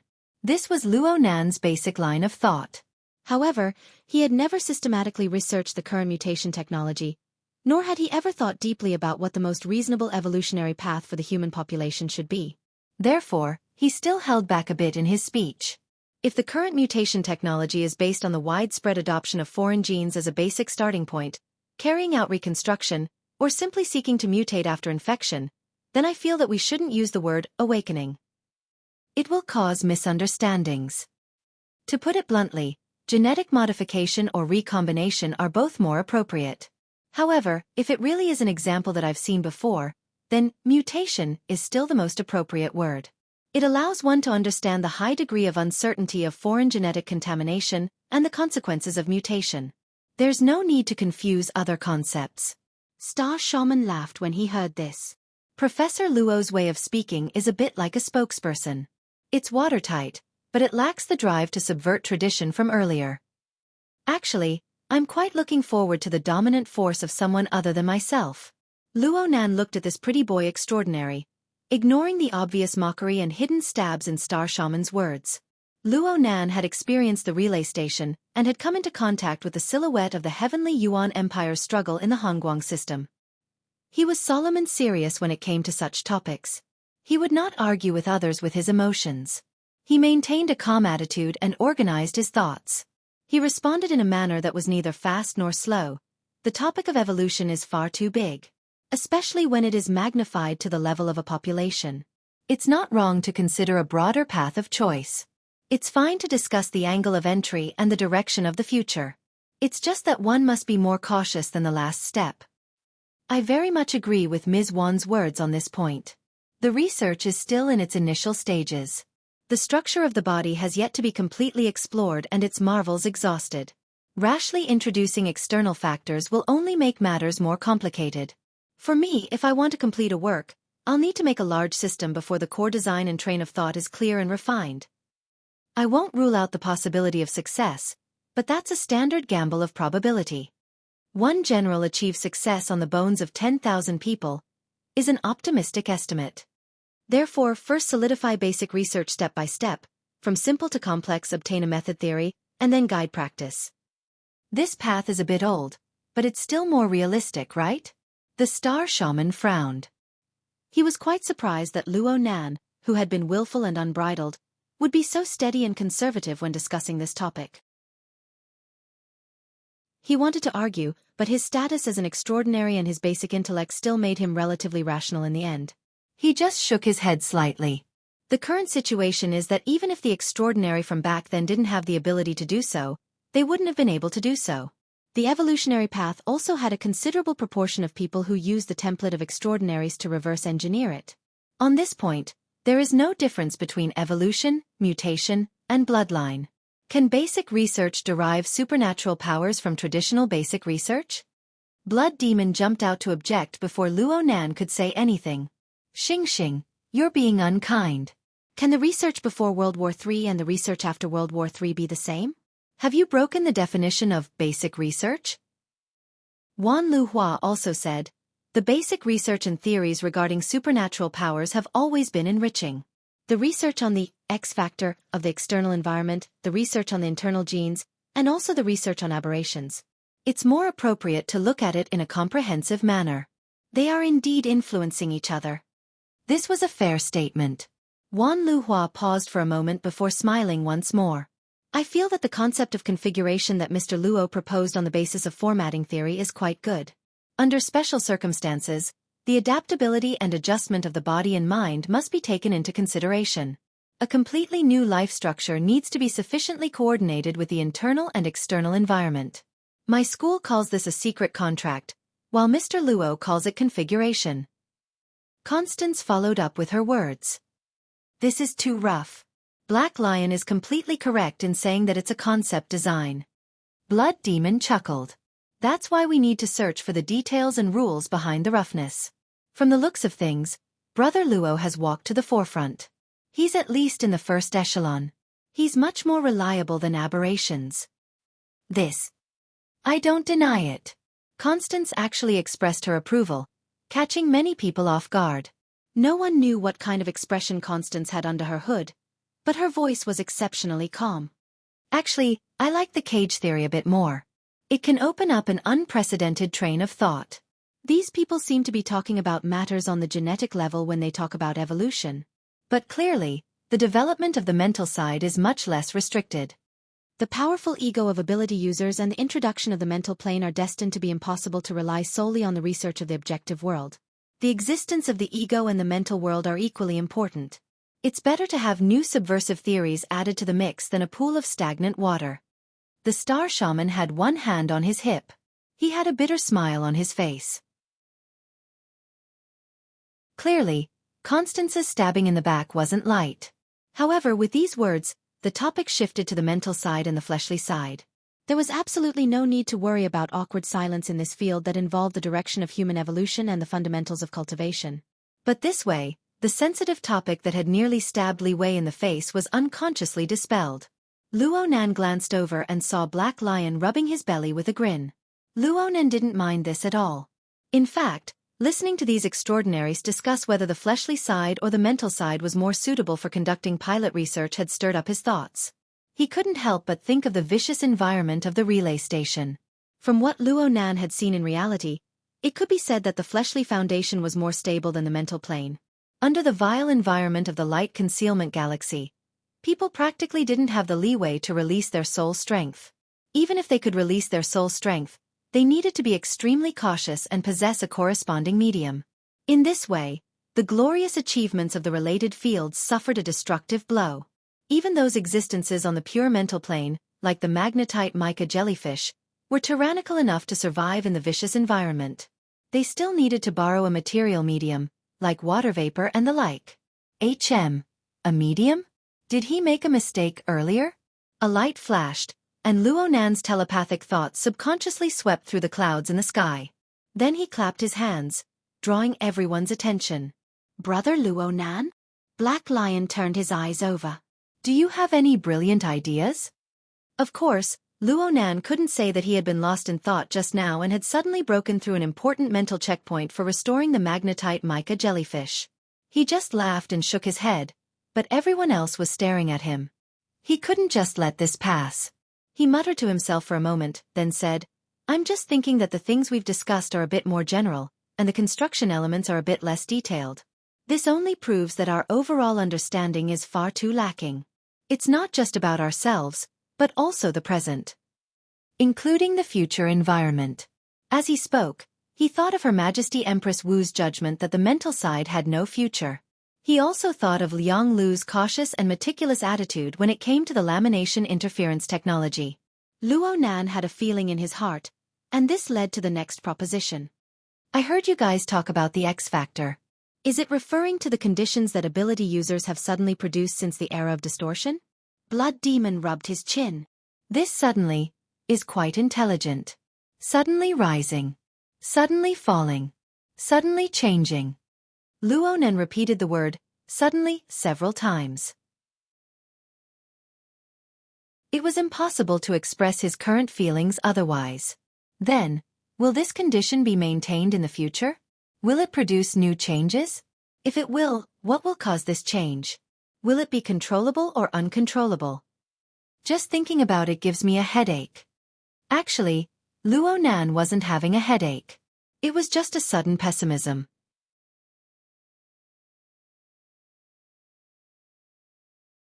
Chapter 1070. His experience at the relay station made Luo Nan suddenly feel. Even if the aberration was just a little brother compared to the sinful poison, if the situation were to continue developing like this, Earth would not have the accumulation of the Heavenly Yuan Empire. The Heavenly Yuan Empire would probably be the terminally ill first. The most infuriating thing was that there were still people fanning the flames behind the scenes, intentionally or unintentionally misleading. That's right. He was referring to Li Wei. Luo Nan believed in the authenticity of the information his father took great pains to leave behind. According to that explanation, that fellow Li Wei, it was outsider. If he made a reasonable inference, then perhaps Liang Lu's Heavenly Yuan Empire, the Star Alliance, and other advanced civilizations had a high degree of connection. Let's not talk about how that fellow came to Earth. Just by looking at his background and knowledge, it was impossible for him to not know the problems that existed in the research of supernatural powers on Earth. And everything he did, his attitude was obvious. That fellow harbored ulterior motives. Luo Nan tossed out a new proposition, then he no longer participated in the discussion. He sat quietly in his chair. His gaze and mental senses naturally flowed around him, gradually expanding from the heated discussion area to the vast expanse of the sea and sky. From his close-up perspective hanging in midair, the jadeite light that carried them was like a city of steel. It rampaged across the ocean, cleaving apart the clouds and turbid waves. It was full of vigor. Perhaps this was the attitude of the extraordinaries before his eyes. These people, who stood at the apex of life on Earth, were passionately discussing. Even though they were perplexed about the present and the future, they had iron wills built upon powerful egos. They were confident that they could conquer all unknowns. But if they were to raise their point of view a bit higher, allowing their field of view to cover several thousand square kilometers of the sea, covering the vast Pacific Ocean, covering the entire Earth, covering the universe that simply could not be covered, what did the jadeite light and the people on it count for? Luo Nan was a bit regretful at this time. During his time at the relay station, he didn't find the time to study the basic general knowledge of the Heavenly Yuan Empire. He lacked an understanding of the development context of this high civilization. Otherwise, perhaps he could start a class or something. Luo Nan didn't know how the future would develop. He also believed that even if they encountered trouble, they could still struggle with their lives. Just like the heavenly Yuan Empire, even if they had fallen into the destructive process of the world of calamity, they could still struggle with all their might. However, it still required an advanced civilization. It needed to be established on the basis of a complete worldview of everything in the universe and a perfect theory of population evolution. If there were really unexpected changes in the future, and the Earth was still as primitive as it was now, then there was really no hope. Maybe something should be done. At the very least, they couldn't let Li Wei, the outsider, use his evil thoughts to carve the progress of Earth civilization. But what should he do? Luo Nan calculated seriously for a moment, and then he suddenly became stupefied. Then he laughed in spite of himself. What's going on? He hadn't even solved his own problems, so why did he have to take on such a strange sense of responsibility? Brother Luo Nan? Black Lion keenly sensed the change in mood. Luo Nan waved his hand, but the sudden thought just now had left a mark on his heart. It wasn't easy to erase it cleanly in a short amount of time. As time passed, the sky darkened bit by bit. Even the altitude of 10,000 meters in the sky began to be gradually dyed with a deep color. Abner looked at his watch. It was already 7 o'clock in the evening in the East and West Districts 12. There was only an hour left before the highly anticipated auction. And right now, he was still on a temporary flight route to the venue. The roar of the plane's engine couldn't cover the sound of footsteps behind him. The Secretary General of Headquarters, Romanus, was in the prime of his life. He walked behind Abner and placed a flexible e-ink screen filled with words on the desk in front of him. President, this is the revised agenda. Please take a look. The roundtable conference, where the top experts of the world gathered to discuss matters, was undoubtedly of an extremely high standard. Therefore, as the host, headquarters of the Ability User Society always followed the regular process of organizing and reporting the agenda. They deliberated over the additions and subtractions, preparing to distribute the agenda to all the participants in order to ensure that the agenda was impeccable during the discussion. But the agenda hadn't even been released yet, let alone distributed and notified. This could only prove that this sort of formality was practically broken. Abner didn't say anything, but he also didn't look at the relevant details. At this time, the projector on his desk displayed a few contents. It was the identification criteria they had determined earlier on for Gong Qi's murder. After looking over and over again, Abner had long since memorized them like the back of his hand. Number 1, an electromagnetic ability user. Number 2, an extraordinary. Number 3, the micromanipulation ability of the power of the abyss region. Number 4, the ability to burn and absorb flesh and blood. Number 5, the ability to assemble and manufacture machinery. Number 6, the ability to conceal and teleport. Number 7, an ape-like creature. In the previously hastily held identification meeting, no matter what everyone's judgment was, the compatibility between the Mr. Mo and Luo Nan combination and this criterion was announced to be 7 out of 10, except for the electromagnetic ability. And now, with the support of the newest information, the so-called Mr. Mo could practically be erased. There was only one Luo Nan. The compatibility criteria was already 7 out of 10. If he, the president of headquarters, was a bit more frivolous, he could already say things like, if Luo Nan didn't do this to Gong Qi, I'll eat shit on a live broadcast. The problem was that the clearer it was, the more troublesome it was. Abner didn't show it on the outside, but his head was getting more and more painful. He never expected things to turn out like this when he proposed to adjourn the meeting that day. During the meeting, Ouyang Chen and Her Majesty Empress Wu had a clear and decisive attitude. It made many extraordinaries and various powers, who were used to the peaceful atmosphere of the 90s, instinctively shrink back. This was actually within the scope of Abner's considerations. He even thought of using this opportunity to eliminate a few disobedient people. However, Mr. Mo and Luo Nan's subsequent exposure of the alternate space of his own accord disrupted this rhythm. With concrete benefits placed before their eyes, the contradiction between the Apocalypse Laboratory, headed by Li Wei, and the powerful people of the inner world emerged a bit. There were also the complex demands of the Archons, who ruled over political power and capital. Back then, he proposed to adjourn the meeting in order to better connect the two sides. He wanted to dissolve a portion and highlight a portion. He wanted to focus the contradiction onto Luo Nan to achieve an ideal result. But he never expected it at the time. It was impossible for him to imagine that Luo Nan, after a few dozen hours of silence, would go on a high-profile path from STEM City. He would broadcast live on the beach, go straight to the cruise ship, and fight head-on with extraordinaries. It seemed that Luo Nan had revealed even more flaws, making it easier for people to focus the related crimes and contradictions onto him. However, the influence of this young man rapidly soared from these straightforward and sharp actions. He was like a weight that increased in weight. He wantonly played with the scales of the human heart. Abner's breathing became a bit heavier. The light yellow beard by his lips trembled slightly. He composed himself and turned his gaze to the flexible e-ink screen. However, he didn't look at it in detail. He just asked, "Did Connie send any new information back?" Chapter 1071. Not yet, Romanus answered very simply. Abner didn't say anything. He just operated a bit in the projection area. He pulled out the intelligence information that Constans had personally organized. Constans made a new round of comparisons between Luo Nan and the 7 criteria for murdering Gong Qi. However, the focus wasn't on the newly confirmed electromagnetic ability. Instead, it was the 6th point, the ability to conceal and teleport. Constans referred to Luo Nan's fight with Tu Gu and Wang Yong, the 2 extraordinaries. He pointed out that Luo Nan's core method of reversing or controlling the situation was the technique of the space-time domain.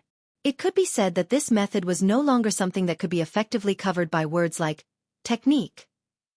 Constans' original words were, "We just need to verify Luo Nan's level in controlling the space-time domain in his fleshly state. Unless one has the determination to fight to the death, a meticulous plan, a loss of face, and a disregard for the losses, the chances of killing Luo Nan are extremely small. The difficulty exceeds 95% for extraordinaries." There were less than 100 extraordinaries in the entire world. In other words, Constans had placed Luo Nan among the top few in the world when it came to judging criteria of difficulty to kill. Perhaps even Abner wasn't among them. Of course, Constans made the premise very clear. He had yet to completely verify how Luo Nan was able to operate the space-time domain while carrying a skeletal fleshly body. Perhaps Luo Nan was the next Gong Qi? The entire inner world cried out in surprise when Gong Qi displayed the extraordinary ability of void shift back in the day. This was an undying godly technique. But in reality, this was just a godly technique on the soul level. Once the fleshly body was shackled, it would fall by several levels. Now Gong Qi was dead. He died by Luo Nan's hands. It was quite ironic when he thought about it. Abner thought about Gong Qi and thought about Jin Tong. The deaths of 2 extraordinaries in less than a year were inextricably linked to Luo Nan. And these 2 extraordinary lives had truly verified Luo Nan's extraordinary lethality. One for offense and one for defense. 2 hard poles crossed here. Even if there were all sorts of subtle joints, even if they couldn't reach the theoretical pinnacle, so what? A battle record was a battle record. No one could deny it. Abner sighed again. He made corresponding adjustments to Luo Nan's position in his heart. Only then did he look at the flexible e-ink screen on the table. His eyes and fingers swept across it at the same time. Let's change the time first. Let's tentatively set it at 10.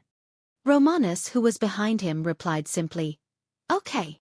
Initially, they had set the round table conference to be held at 8 o'clock in the evening. Yes, it coincided with the auction. For some of the participants, it was very unfriendly. It was practically making things difficult for them. That was the truth. However, as the live broadcast on T-City's beach continued to ferment, an unconfirmed horizontal line was marked under the meeting time. The necessary part of the meeting notice had been postponed again and again. Now, it was finally time to change it completely. There was no other way. As the organizers of the conference, they needed to take Luo Nan's thoughts into consideration. He also needed to observe and wait for the inevitable variables brought about by Luo Nan to be more exposed. As for tentative, it meant that he could postpone it further. Abner swiped his finger downwards as if he was reading seriously, but most of his energy was focused on the conversation with his secretary. Suddenly, he brought up another topic.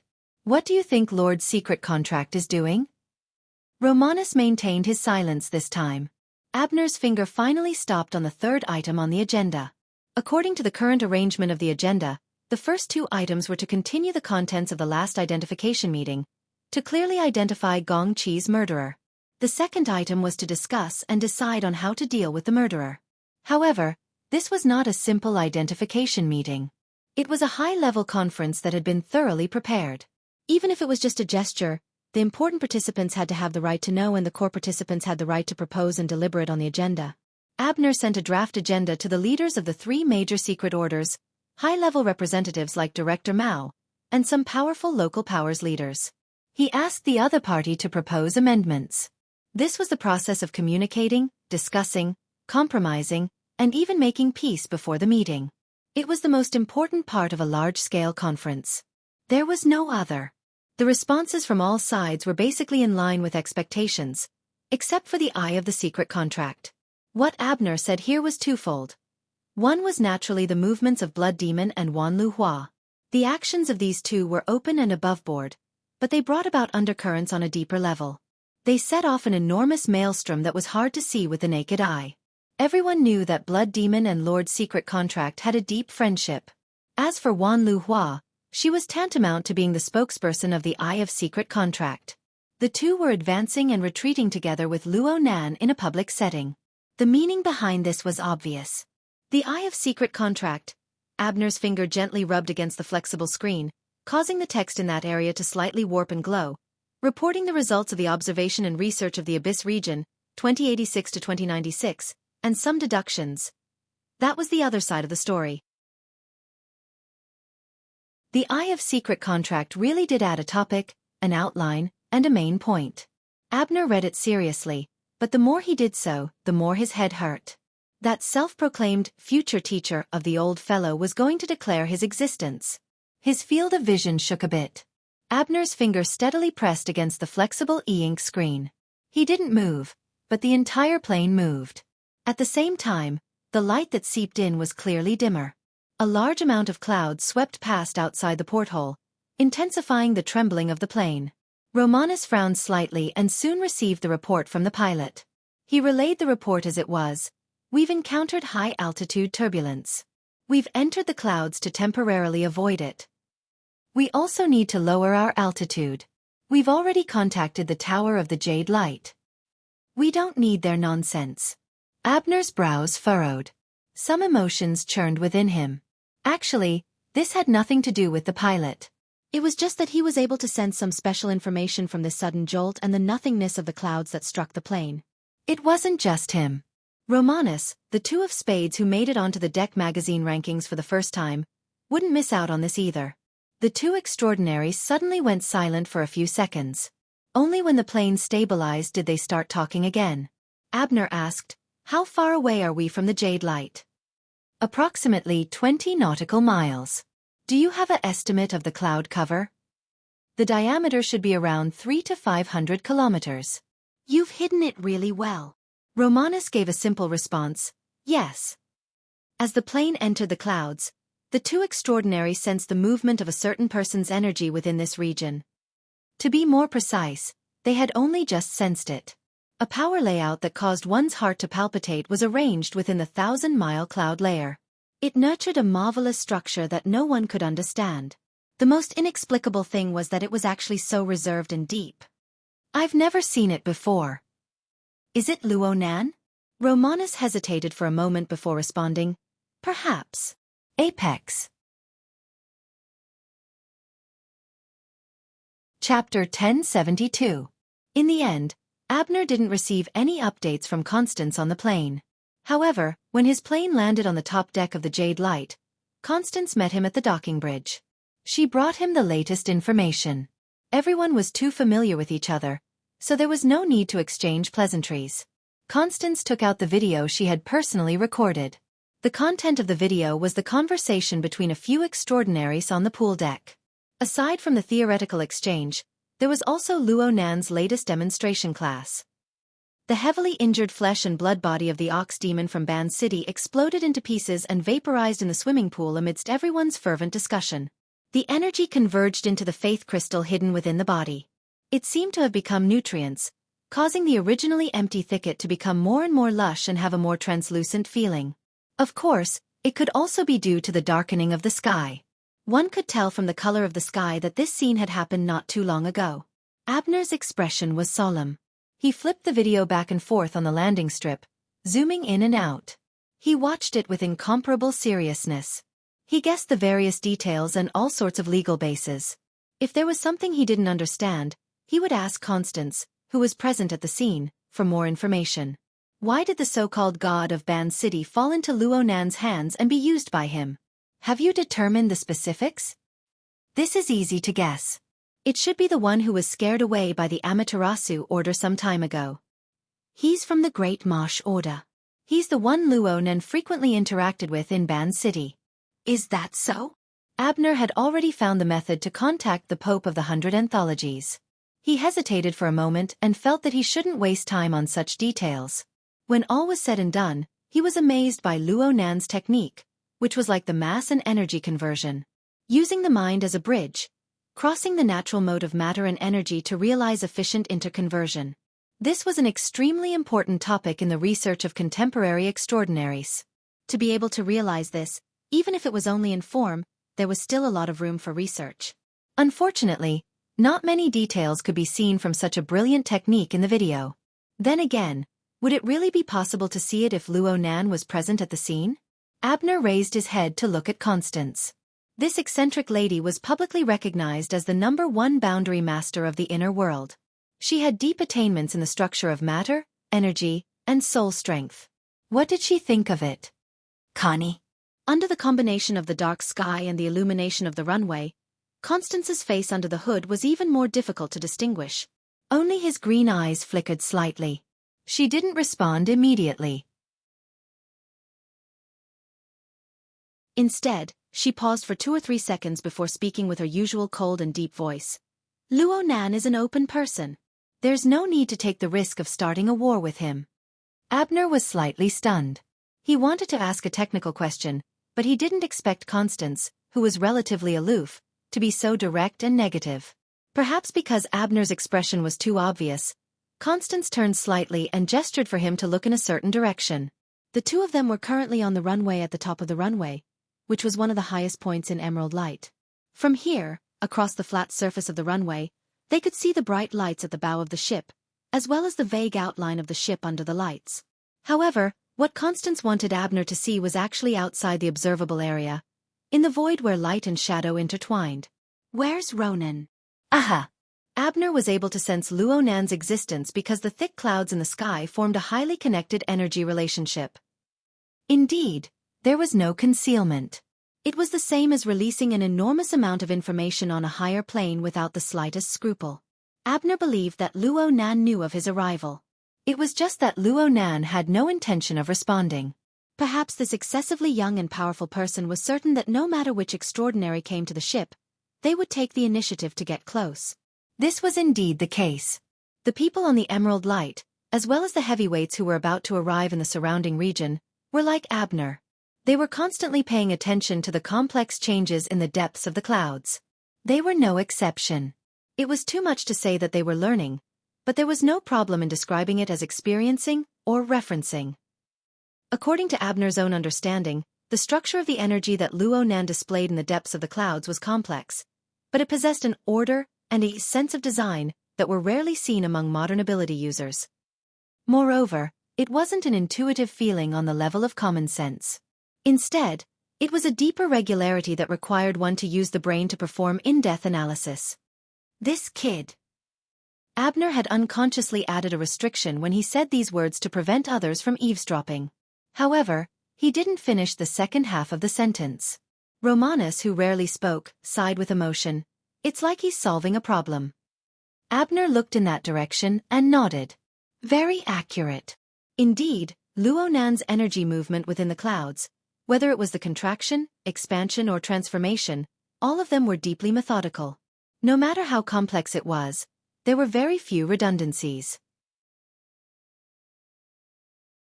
It was simply like a pre-designed program. If it wasn't for the occasional interference and subsequent adjustments, Abner would have believed that the driving force was an artificial intelligence. But this still made people deeply suspect that there was a highly abstract and extremely mature theoretical support behind this complex structural transformation. And this was precisely one of the most coveted values of Luo Nan. Openness is obviously a good thing. Abner sucked in air through his teeth, letting his saliva dry. Then he withdrew his gaze and responded to Constance's attitude. His stance didn't waver. In fact, it became even more resolute. Connie, this isn't a question of openness or not. In other words, the definition of openness should be defined by more people.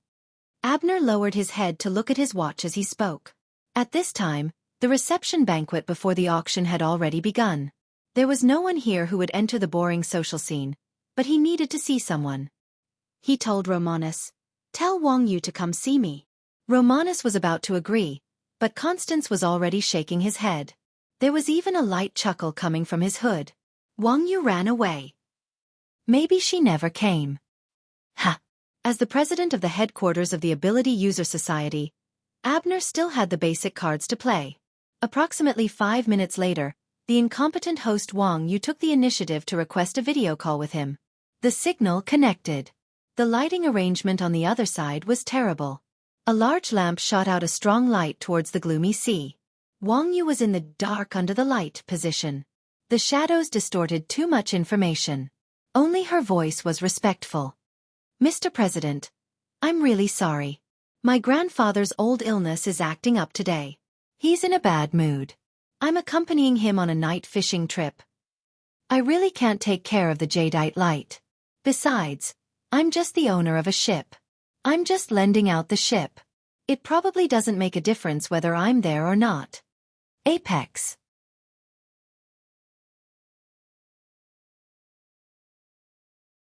Chapter 1073. Abner was silent for a few seconds. His line of sight cut across the painting of the real-time video. In addition to the somewhat confused and unclear Wang Yu, in the corner, there was a bloated figure wearing a thick hat and wrapping himself in winter clothes. The figure waved towards the camera. It was indeed Bai Hao. This old fellow was like this when he was sick. Looking at him, he had no intention of reminiscing about old times. Abner did not want to complicate things. Moreover, Wang Yu, a young man, already had the qualifications to be independent. Similarly, she also needed to be independent. Therefore, Abner just pretended not to see the details in the corner. His line of sight continued to stare at Wang Yu. He was too lazy to beat around the bush and said directly, "I was invited by you." "Ah, Mr. President, frankly speaking, this is really quite embarrassing." Wang Yu sighed very obviously. The world is full of twists and turns. When planning the event, who would have thought that a multi-party meeting that could have been a happy one would turn into a situation of competition? It seems that my friendly suggestion was still sloppy. Suggestion. Friendship. Abner's sharp eyes cut Wang Yu back and forth a few times. Sure enough, after jumping off the boat, she simply refused to admit it. Moreover, don't blame Abner for being sensitive. Listening to the words full of twists and turns, why did he feel that this young man was blaming him? The last appraisal meeting was indeed not in the plan. But earlier, he repeatedly provoked Luo Nan to directly kill his way to Ban City. Could it be that you guys can't get away with such a stinky hand? Just before Abner was about to explode, Wang Yu clapped her hands and saluted him with her palms together. "Mr. President, please forgive me. The situation has been distorted to this extent. It is really a big failure on my part as the advisor. I am now accompanying my grandfather to go fishing. In addition to fulfilling my filial piety, I am also enjoying the sea breeze to reflect on myself. Take charge of an area, my ass.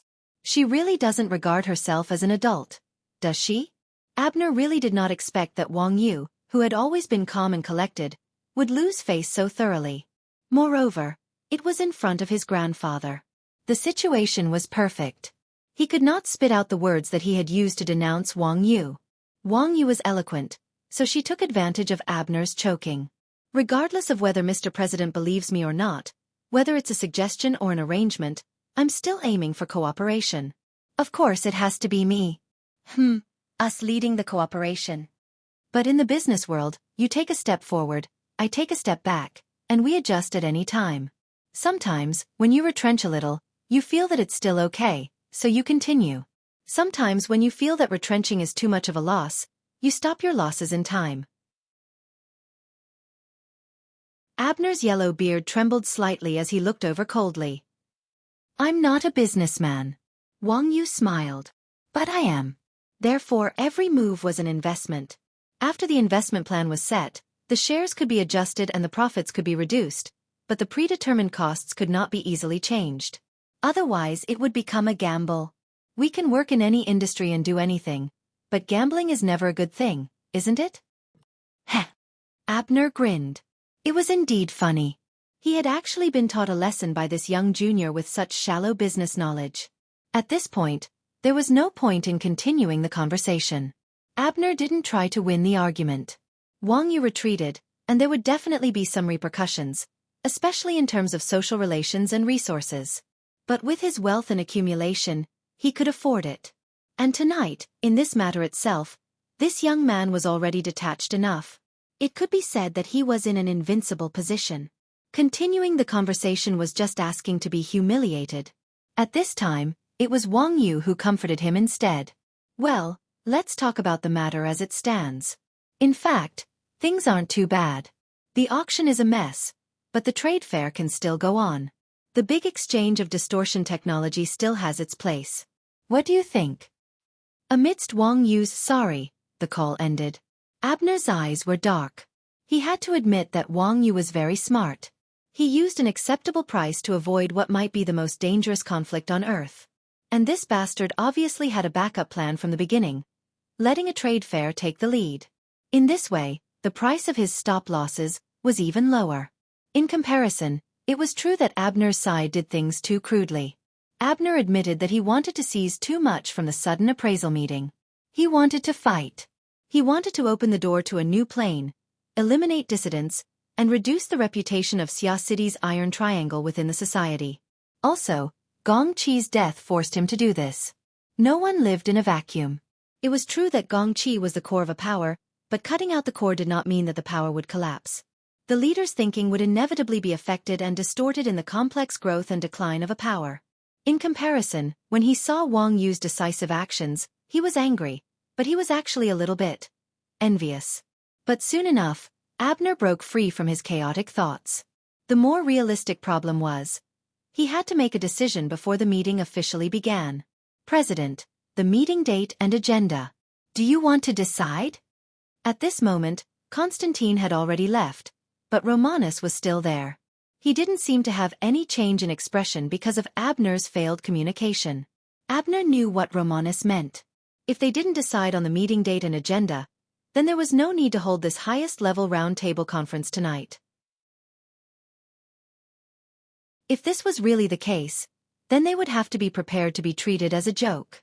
Abner turned his head and gazed at his Secretary-General. What do you think? Romanus hesitated for a moment, but under Abner's strict gaze, he finally gave a constructive opinion. We need to analyze Luo Nan's attitude. Huh. Romanus's eyelids drooped slightly as he flipped through the flexible e-ink screen. It was the first wave of intelligence sent by Constans. If we make a simple summary, his attitude towards this clearly targeted plot against him is that he doesn't deny it. He doesn't care. But he shows his claws and teeth in action. He's a good teacher. There's a contradiction in this. Fierce in appearance but weak in heart?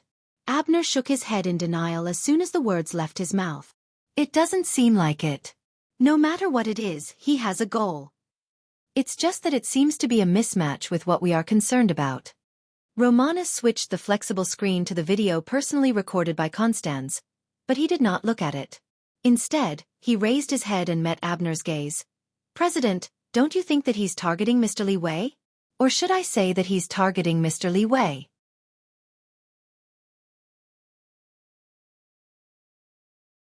Chapter 1074. He really does pay a lot of attention to Li Wei. Abner nodded in acknowledgement.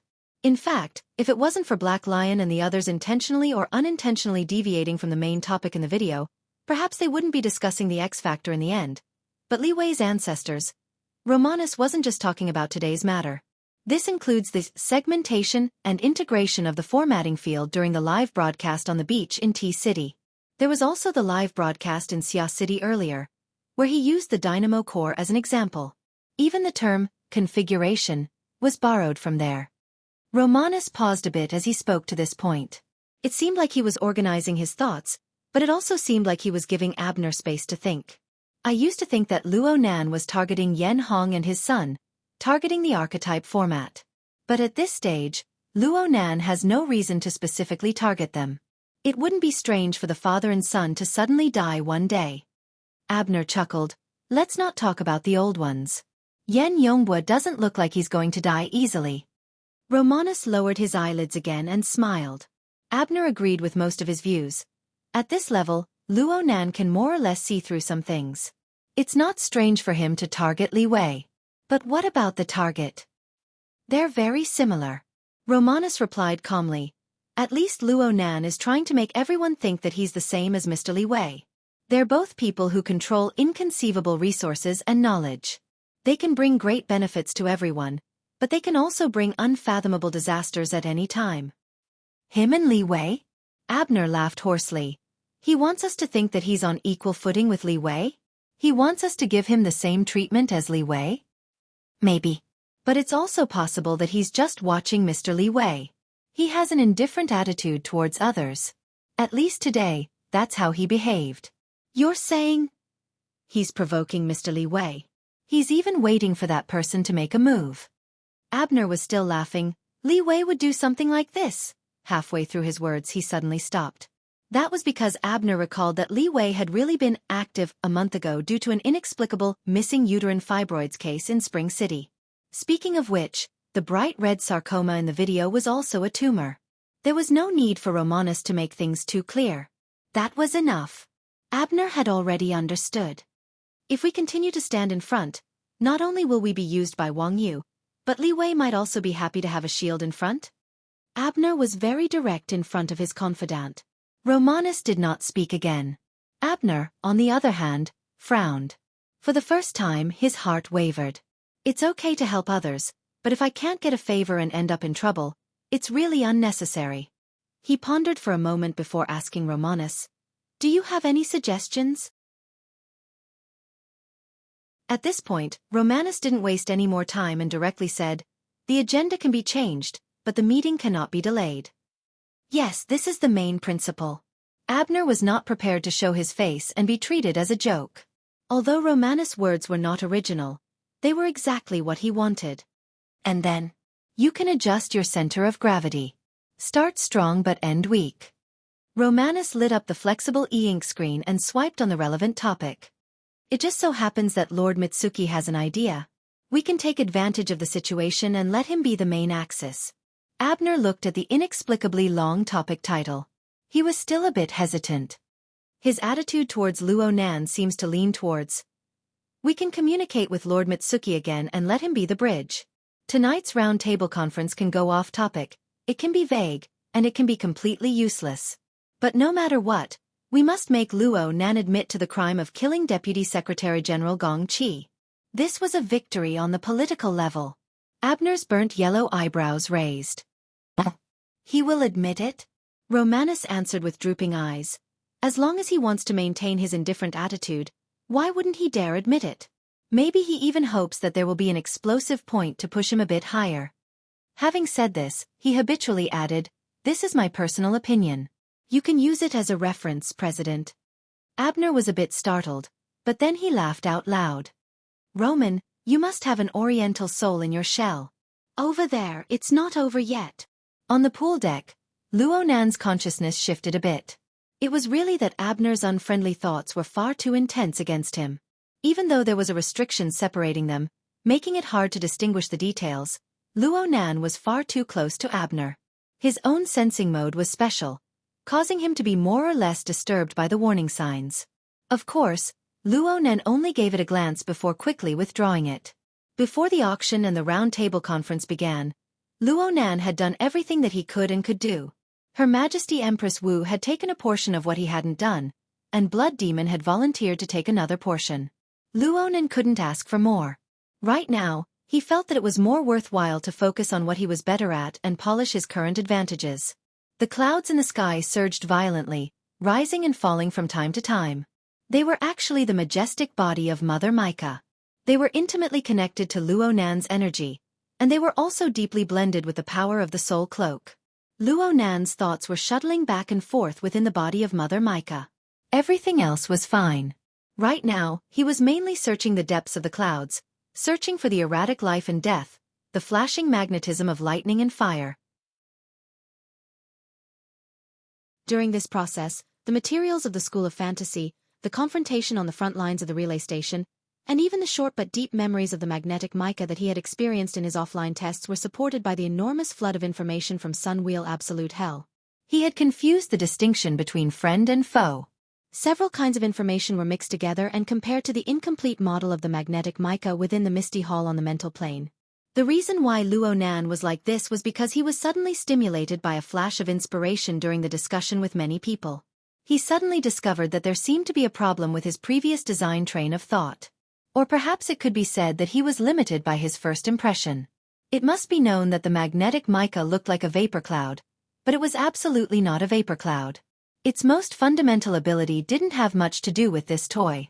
The vapor cloud could only be considered a kind of external appearance. It was just some kind of carrier. What he had seen and experienced with his own eyes was the mutated form of the magnetic mica that had survived in the evil and poisonous environment of Sin Calamity era. What he researched and studied was the basic nomological state that the School of Fantasy had constructed using configuration and superconfiguration theory before Sin Calamity era. There was already a large difference between the two references. What's more, the original magnetic mica wasn't like this.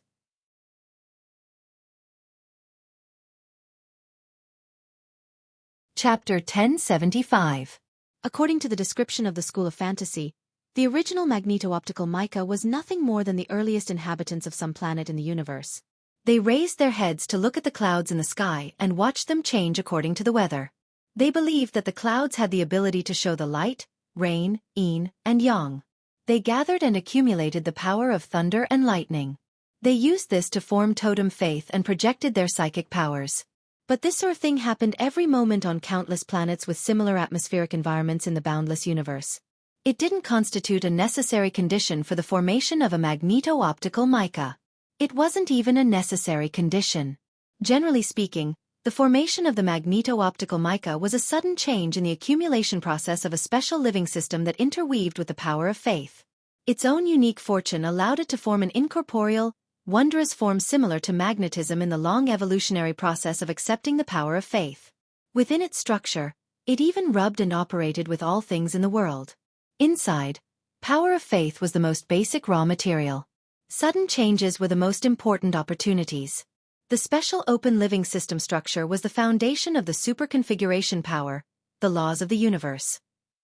With the above three conditions working together, it was able to leap from its previous chaotic mode to the height of a fantasy breed.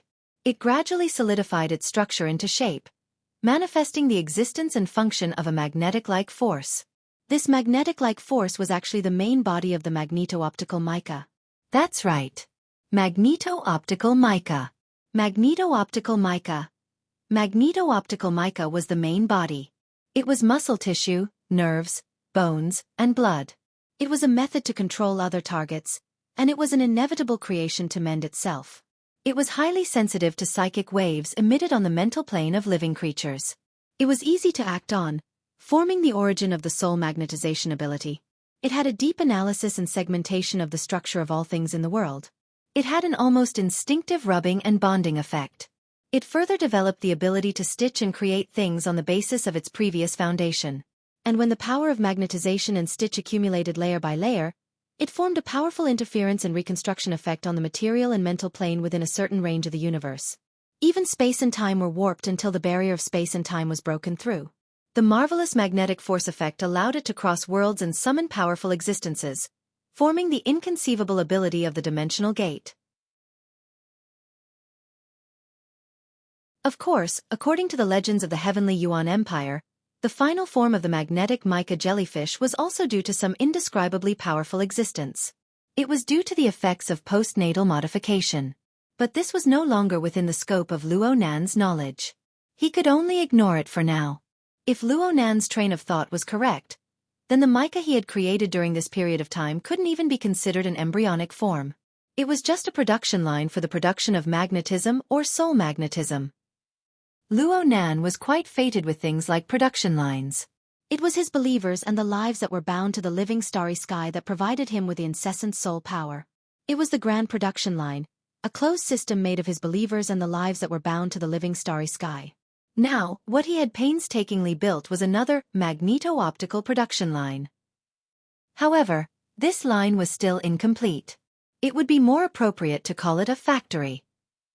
It could create the most suitable environment for the activation, existence, and effect of soul magnetism. It could even cause some sparks when they collided.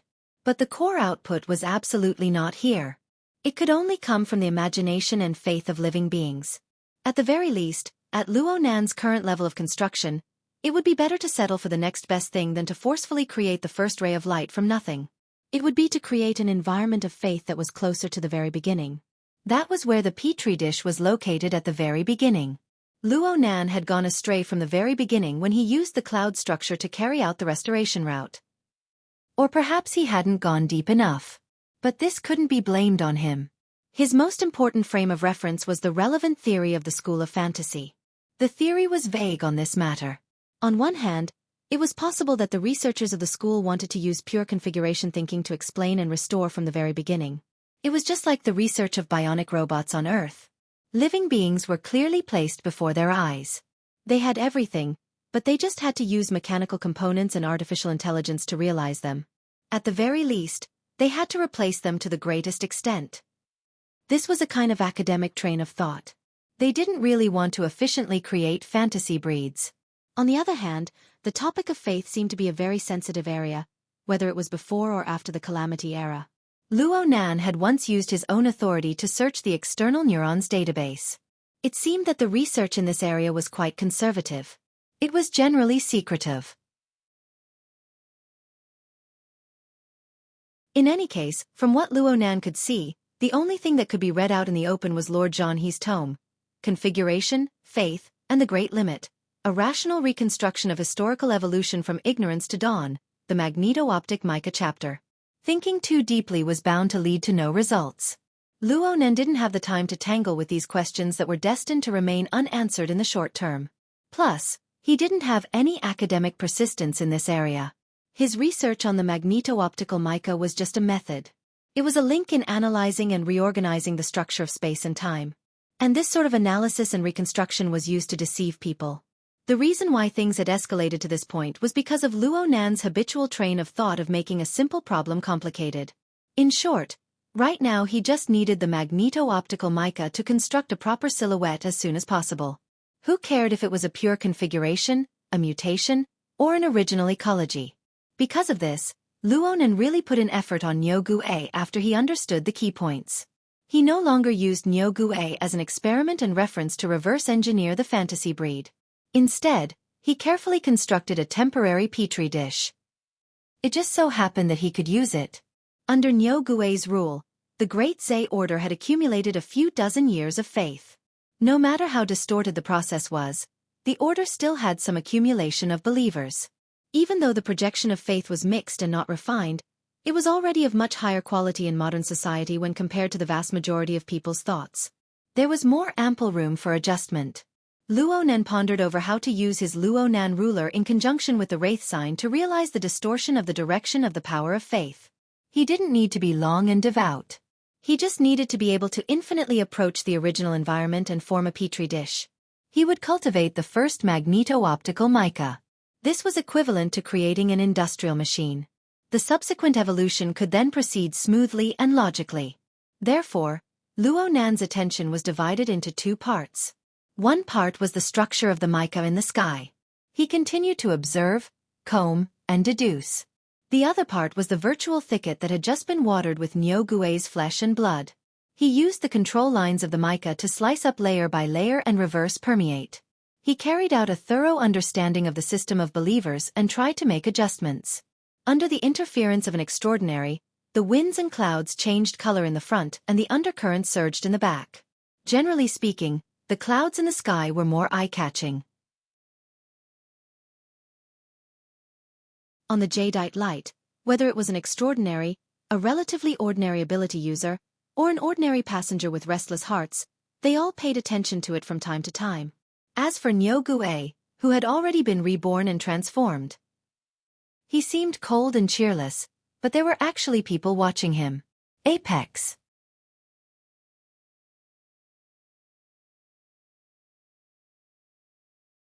Chapter 1076. Luo Nan's finger, which had been sketching the water vapor diagram, paused for a moment.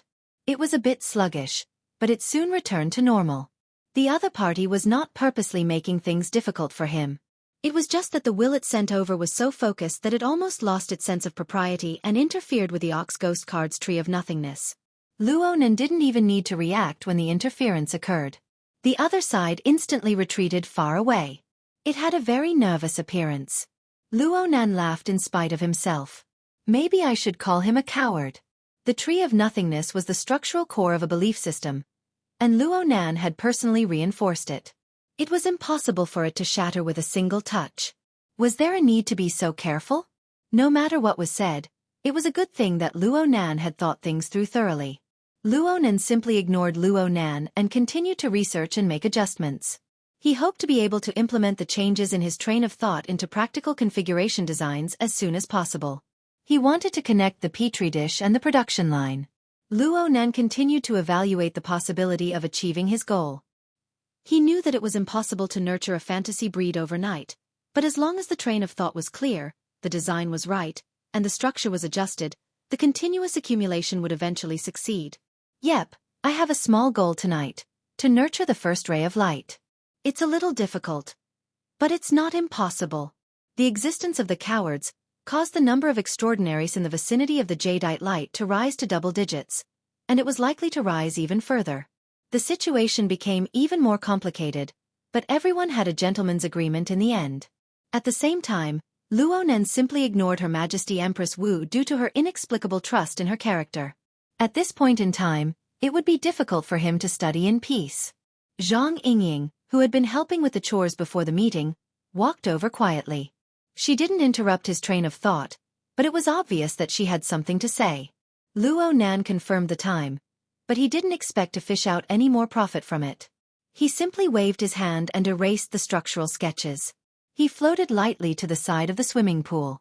Zhang Yingying curiously glanced at the center of the pool. That cowardly, tasteless, and boneless cow ghost had suddenly become like this. It was more or less surprising. But soon, she focused her attention on Luo Nan. She wanted to see if Luo Nan would have any psychological fluctuations at this stage. But all she saw at this time was Luo Nan's warm and intimate smiling face. Sister Yingying, what's the matter? Zhang Yingying blinked. We're definitely going to have that round table conference tonight. It was basically confirmed. There probably wouldn't be any changes. The boss asked me to pass the agenda to you. Basic? Roughly. Luo Nan looked at Zhang Yingying's projection interface, looking at the formal agenda list. The organizer of the conference, the participants, the format of the conference, and so on were clearly written on it. It was almost completely within his expectations. The only variables left were the meeting time and agenda. The time is set for the East and West Districts 2200 hours tonight. That was 2 hours after the auction started. If there were no accidents, the auction should have ended by then. It was relatively reasonable.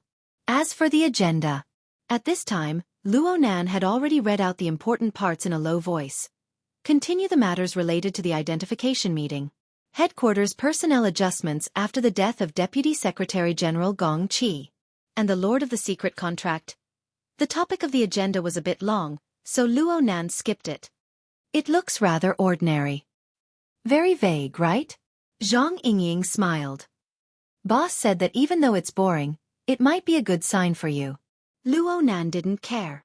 Don't tell me we have to count on that side? Being timid is better than being stubborn.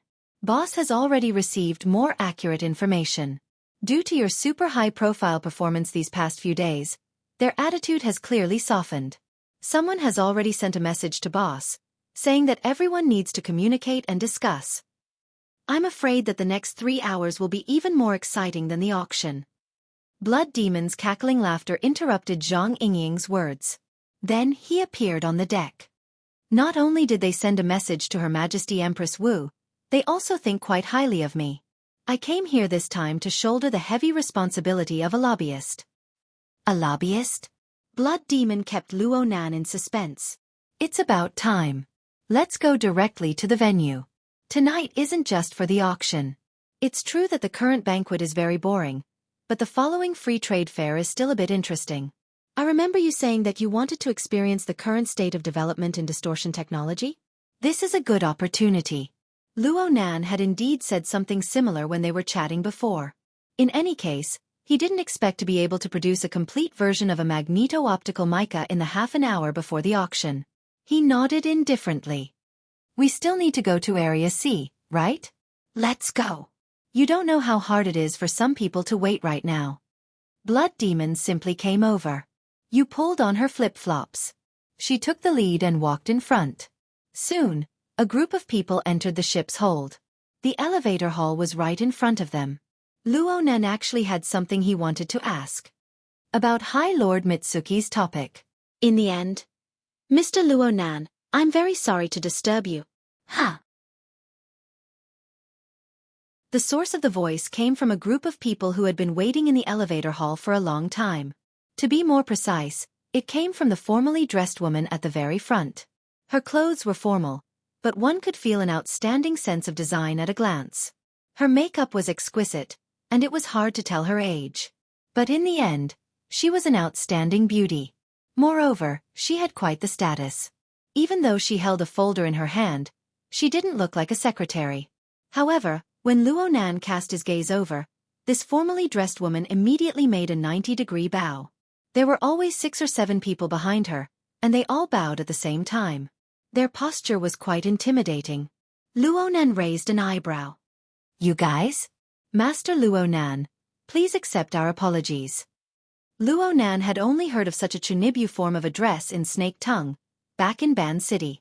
Yep, that's the smell. Before Luo Nan could respond, Blood Demon and Zhang Yingying glanced at each other. They both had their own guesses. Zhang Yingying moved closer to Luo Nan. She was just about to whisper the identities of these people when she never expected Luo Nan to walk a step ahead of her. Luo Nan didn't say anything. He let them maintain their 90-degree bows. He just walked to the front of the formally dressed woman at the very front and extended his hand. Due to the woman's posture and angle, it looked as if he was reaching directly into the woman's lapel. Blood Demon watched with interest. Zhang Yingying's eyebrows jumped up, but she didn't say anything in the end. As for Luo Nan, he just took the folder from the woman's arm. He also took off a corsage-like ornament from her chest in passing. He wasn't in a rush to look at the contents of the folder. He just turned the corsage slightly to an angle and looked at the rather exquisite design engraved on it. This mountain. Toyama Auction House. Luo Nan wasn't surprised in the slightest. He flipped open the folder and looked at the documents inside.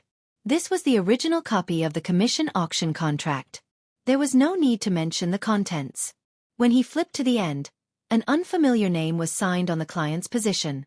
But it was very interesting. There was a note in parentheses at the end. Horned Demon. You're tuning in to the Xiaofan's Wuxia Tales YouTube channel.